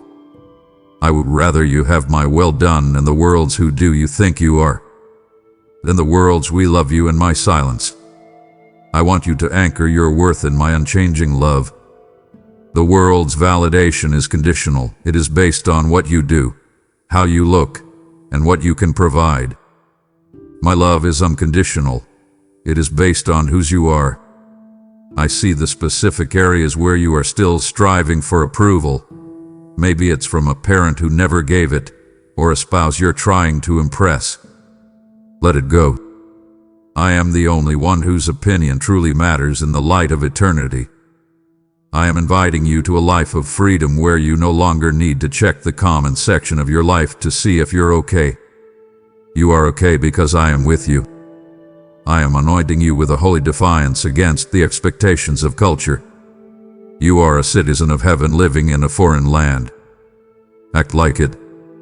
I declare that the spirit of man-pleasing is breaking off your life. I am giving you a thick skin for criticism and a tender heart for my spirit. I am removing the mirrors that show you the world's version of yourself and replacing them with my word, which shows you the truth. I see the specific sacrifice you've made to stay true to me, the promotion you didn't get, the friend group you had to leave. I saw it, and I am your reward. Command the fear of man to flee. I am your shield and the lifter of your head. You don't need to shout to be heard. My favor will speak for you. Walk with your head held high, not in pride, but in the quiet confidence of a child who knows their father is the king. I love you for you, not for your performance. Rest in that today. My beloved, I see the weariness in your bones and the heaviness in your spirit. I want to talk to you about the trap of spiritual fatigue. You have been running hard, fighting battles, and carrying the weights of others, and you have reached a point where your tank is running dangerously low. The enemy knows this. He waits for the moment when you are physically and emotionally exhausted to launch his most subtle attacks. I see the fog that has settled over your mind, making it hard to pray and easy to complain. I am not angry with you for being tired. I am inviting you to my rest. You cannot fight a supernatural war with a depleted soul. I am commanding you to recognize your limits. Even my son went to the mountainside to be alone and replenish his spirit. Why do you think you can do more than he did? I am calling you to the necessity of Sabbath and divine rest. Sabbath is not a suggestion. It is a life-saving boundary. I see how you've bought into the lie that busyness equals faithfulness. You think that if you stop working, the world will fall apart. But I am the one who holds the world together, not you. I am inviting you to lay down your tools and come to me. I see the physical toll your stress has taken, the tension in your neck, the lack of deep sleep, the constant state of alert. This is not my will for you. I desire for you to have tranquility in your nights and peace in your days. I want to rejuvenate your spirit through worship and praise. Sometimes, the best warfare is simply to sit at my feet and let me love you. I want you to learn how to soar on wings like eagles. An eagle doesn't flap its wings harder to rise. It catches the thermal currents of the wind and lets the wind lift it. I am the wind. I am calling you to stop flapping in your own strength and start soaring in mine. I see the specific burdens that have caused this fatigue, the long-term health issue, the financial strain that never seems to end, the emotional drain of a difficult relationship. Come to me, all you who are weary and heavy-laden, and I will give you rest. I am not asking you to do more. I am asking you to be more aware of my presence. Pause now. Breathe. Let the Martha in you sit down, and let the Mary in you take her place at my feet. I declare that my strength is being made perfect in your weakness. I am restoring the joy of your salvation. I am pouring the oil of refreshment over your head and your heart. I am removing the spirit of heaviness and replacing it with a garment of praise. I see the finish line of this difficult season, and I am giving you the second wind you need to cross it. But you must take the rest I am offering. Command the spirit of overwhelm to leave your mind. I am your hiding place. I am your Sabbath. I am anointing you with a fresh energy that is not based on your caffeine or your willpower, but on my indwelling spirit. You will run and not be weary. You will walk and not faint. Rest in my arms today, my precious child. I have the situation under control.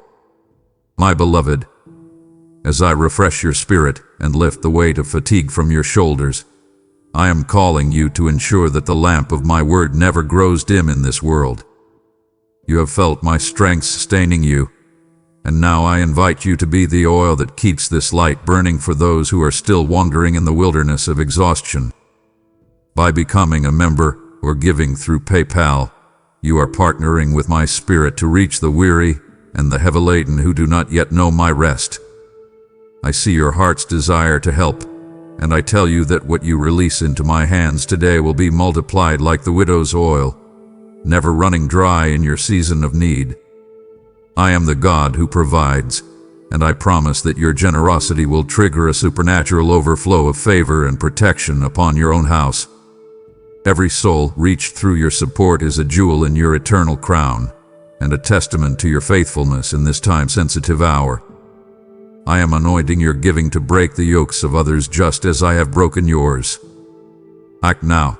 Visit the link in the description and sow your gift into this fertile soil. My precious one, the hour is too late and the stakes are too high for you to grow weary and silent now. It would deeply disappoint my spirit to see you succumb to fatigue when the crown of the overcomer is finally within your reach. We are approaching the climax of your calling, and to withdraw now would be to leave your destiny unfulfilled and my promises unclaimed. I have held nothing back from you. I ask that you do not hold back from me. Stay alert and finish this journey with your Father. My child, I am calling you to a standard of absolute integrity, for we are in an hour where the little foxes are trying to spoil the vine of your life. I want to talk to you about the danger of compromise. It usually starts small, a tiny exaggeration here, a white lie there, a small shortcut in your business, or a little concession to the world's morality. You tell yourself it's not a big deal or that everyone does it. But I am here to tell you that small compromises lead to great falls. Every time you compromise your values to avoid conflict or to get ahead, you are chipping away at the foundation of your spiritual authority. I see the pressure you face to water down your faith so you don't offend anyone. I am commanding you to be a light that refuses to be dimmed. True light is meant to expose the darkness, not blend into it. I see the integrity required for the time-sensitive mission I have for you. I cannot use a vessel that is cracked by compromise. I want you to be someone whose yes means yes and whose no means no. I see the specific situations where you are being tempted to go along to get along, the social circles where the talk turns to gossip, the business deals that are slightly gray, the entertainment that you know grieves my spirit. I am inviting you to the power of a resolute no to the world. It may cost you some popularity, and it may even cost you some opportunities, but what it will gain you is far more valuable: my trust and my presence. I am looking for those who will stand firm even when they are standing alone. I see the hidden areas of your life where you think no one is looking. I am looking not to condemn you, but to protect you. I am calling you to a life of set-apart holiness. This isn't about legalism. It's about love. When you love me, you don't want anything to come between us. I see the specific compromise that has been nagging at your conscience lately, the thing you've been trying to justify to yourself. I'm asking you to lay it down right now. I have a much greater favor waiting for you on the other side of your integrity. I am inviting you to be a person of your word, a person who honors me in the dark as much as in the light. I see the easy way that is being offered to you, but I am pointing you to the right way. The easy way leads to a trap. The right way leads to the throne. I am your strength. When the pressure to conform is high, I will give you the steel in your spine to stand tall. I declare that you are a person of unshakable integrity. I am removing the desire for shortcuts and the fear of missing out from your heart. I am anointing you with a spirit of excellence. I see the reward I have stored up for those who refuse to bow to the idols of the age. I am giving you a discerning heart that can spot a compromise before it even reaches your lips. Command the spirit of lukewarmness to leave your life. I am setting you on fire with a passion for my righteousness. You are a light in a dark place, and your consistency will be a witness that leads others to me. Stand firm, my child. Do not move an inch toward the world's standards. My standards are the only ones that lead to life. I am with you, and I am your shield of truth. My child, I want you to look around you and realize that you were never intended to walk this narrow road in isolation. I see the enemy's strategy clearly. He wants to pull you away from the herd, to make you feel like you're the only one fighting these battles, and to convince you that no one truly understands your heart. This is a trap. I have designed the body of Christ to be a living, breathing organism where every part depends on the other. I see your hesitation to open up, your fear of being judged, and the way you've built walls around your soul because you were hurt by religious people in the past. But I am commanding you today to seek out a true, spiritual community. You need the protection, that comes from the multitude of counselors. When you try to carry your burdens alone, they become a weight that will eventually crush you. When you share them with brothers and sisters who truly love me, the weight is distributed, and the enemy loses his foothold. I am calling you to recognize the strength of a cord of 3 strands. A single thread is easily snapped by the winds of life, but when you are woven together with others who are anchored in my word, you become unbreakable. I see the burnout you've been flirting with. It's because you've been trying to be the source of your own encouragement. I have placed people in your life who have the very word in season that you need to hear, but you must be humble enough to listen. I am inviting you into the beauty of accountability. I want you to have friends who love you enough to tell you when you are drifting toward a trap. I see the specific person I've sent your way, the one who keeps reaching out, the one you've been too busy to meet with. That is not an accident. That is my provision for your spiritual safety. I am commanding you to be a part of the healing process for others as well. You are not just in the body to receive, you are there to give. I have given you experiences, victories, and even scars that are meant to be a map for someone else who is currently lost in the woods. I see the way you hide your struggles because you think you have to look perfect to be used by me. I tell you, your vulnerability is your greatest weapon. When you admit your weaknesses to a trusted community, you strip the enemy of his power to shame you. I am inviting you to bear one another's burdens. When you help someone else carry their cross, you find that your own cross feels lighter. I am building a family, not an audience. I want you to be deeply embedded in the lives of those who will pray for you when you can't find the words. I declare that the spirit of isolation is broken over your life. I am removing the scales of self-sufficiency from your eyes so you can see your need for the body. I am anointing your relationships with a new level of depth and transparency.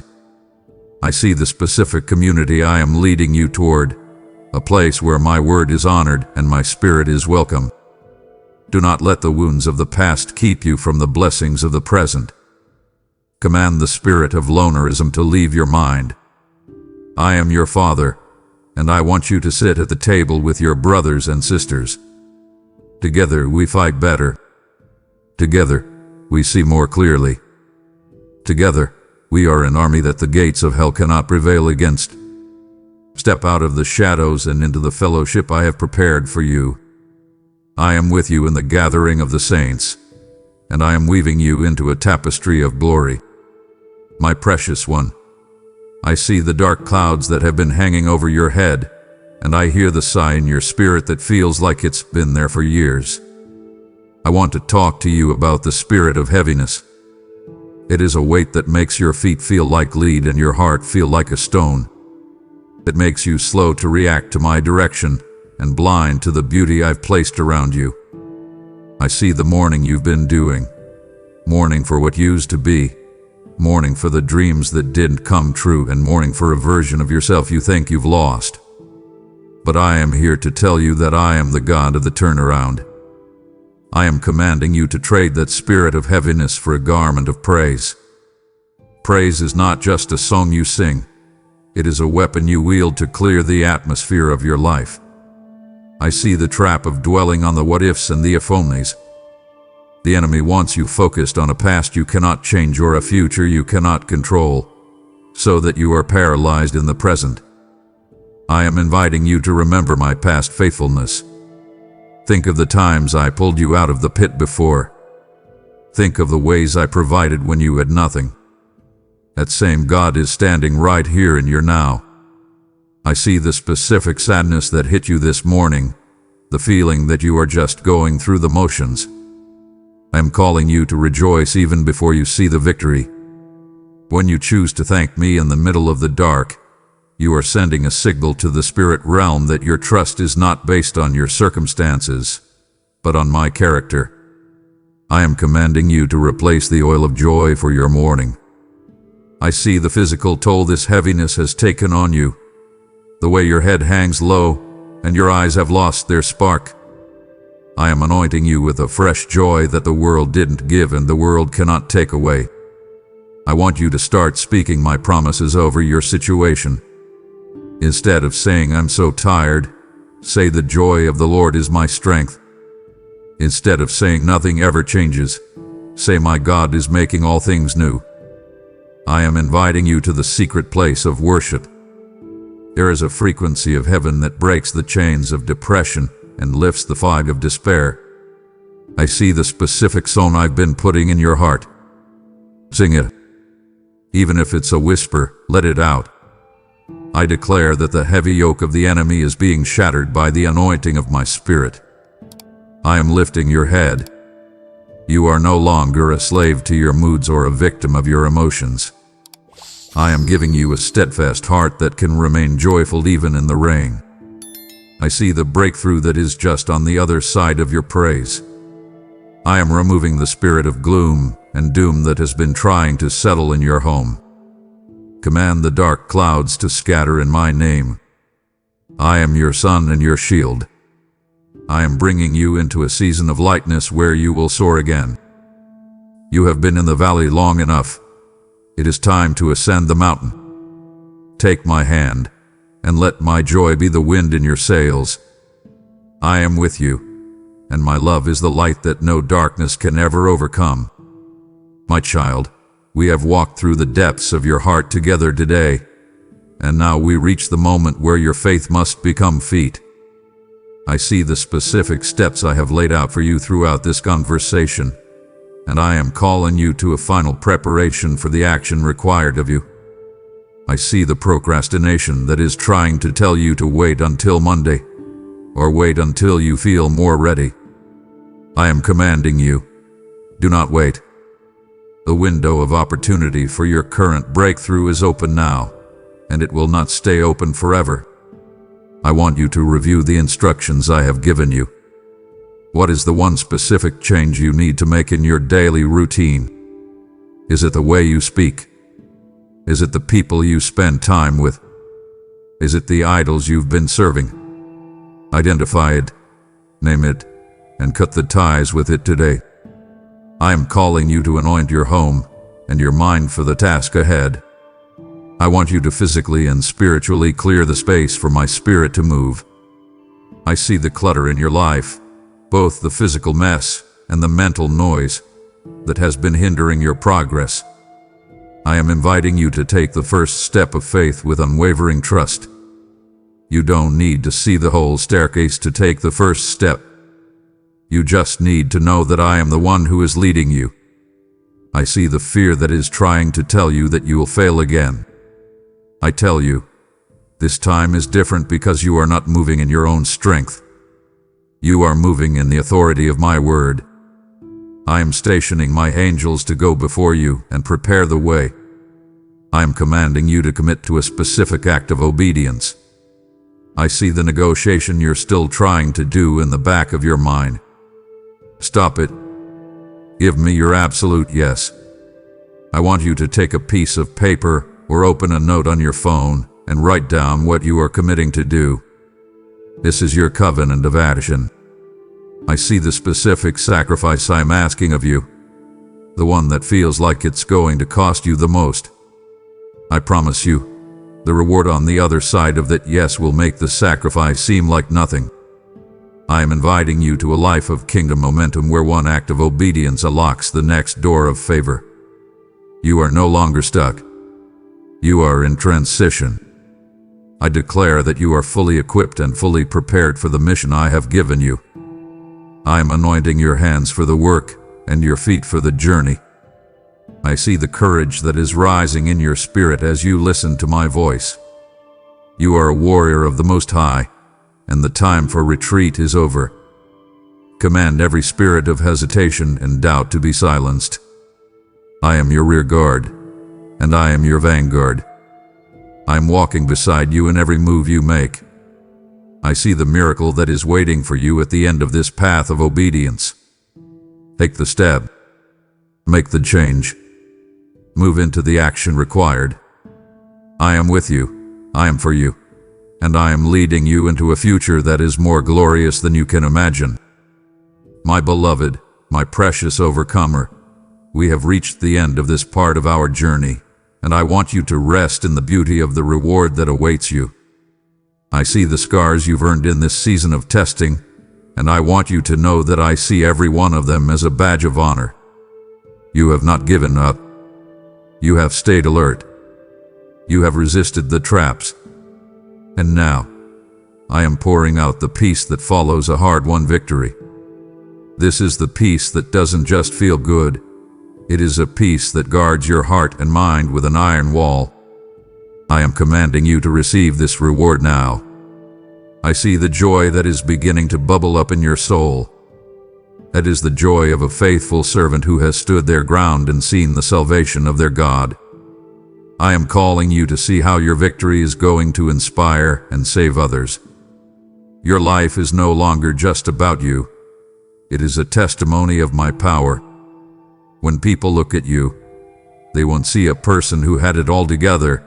They will see a person who was held together by the grace of God. I see the crown of life that I have promised to those who endure, and I am placing a spiritual crown on your head right now. You are royalty in my kingdom. I am inviting you into the fullness of my plan, the abundant life that I spoke of. This isn't just about things or money. It's about a deep, unshakable alignment with my spirit. I see the specific blessing you've been hoping for. It is on its way, but even more importantly, I am here. I am your great reward. I want you to rest in the knowledge that you are safe in my hands.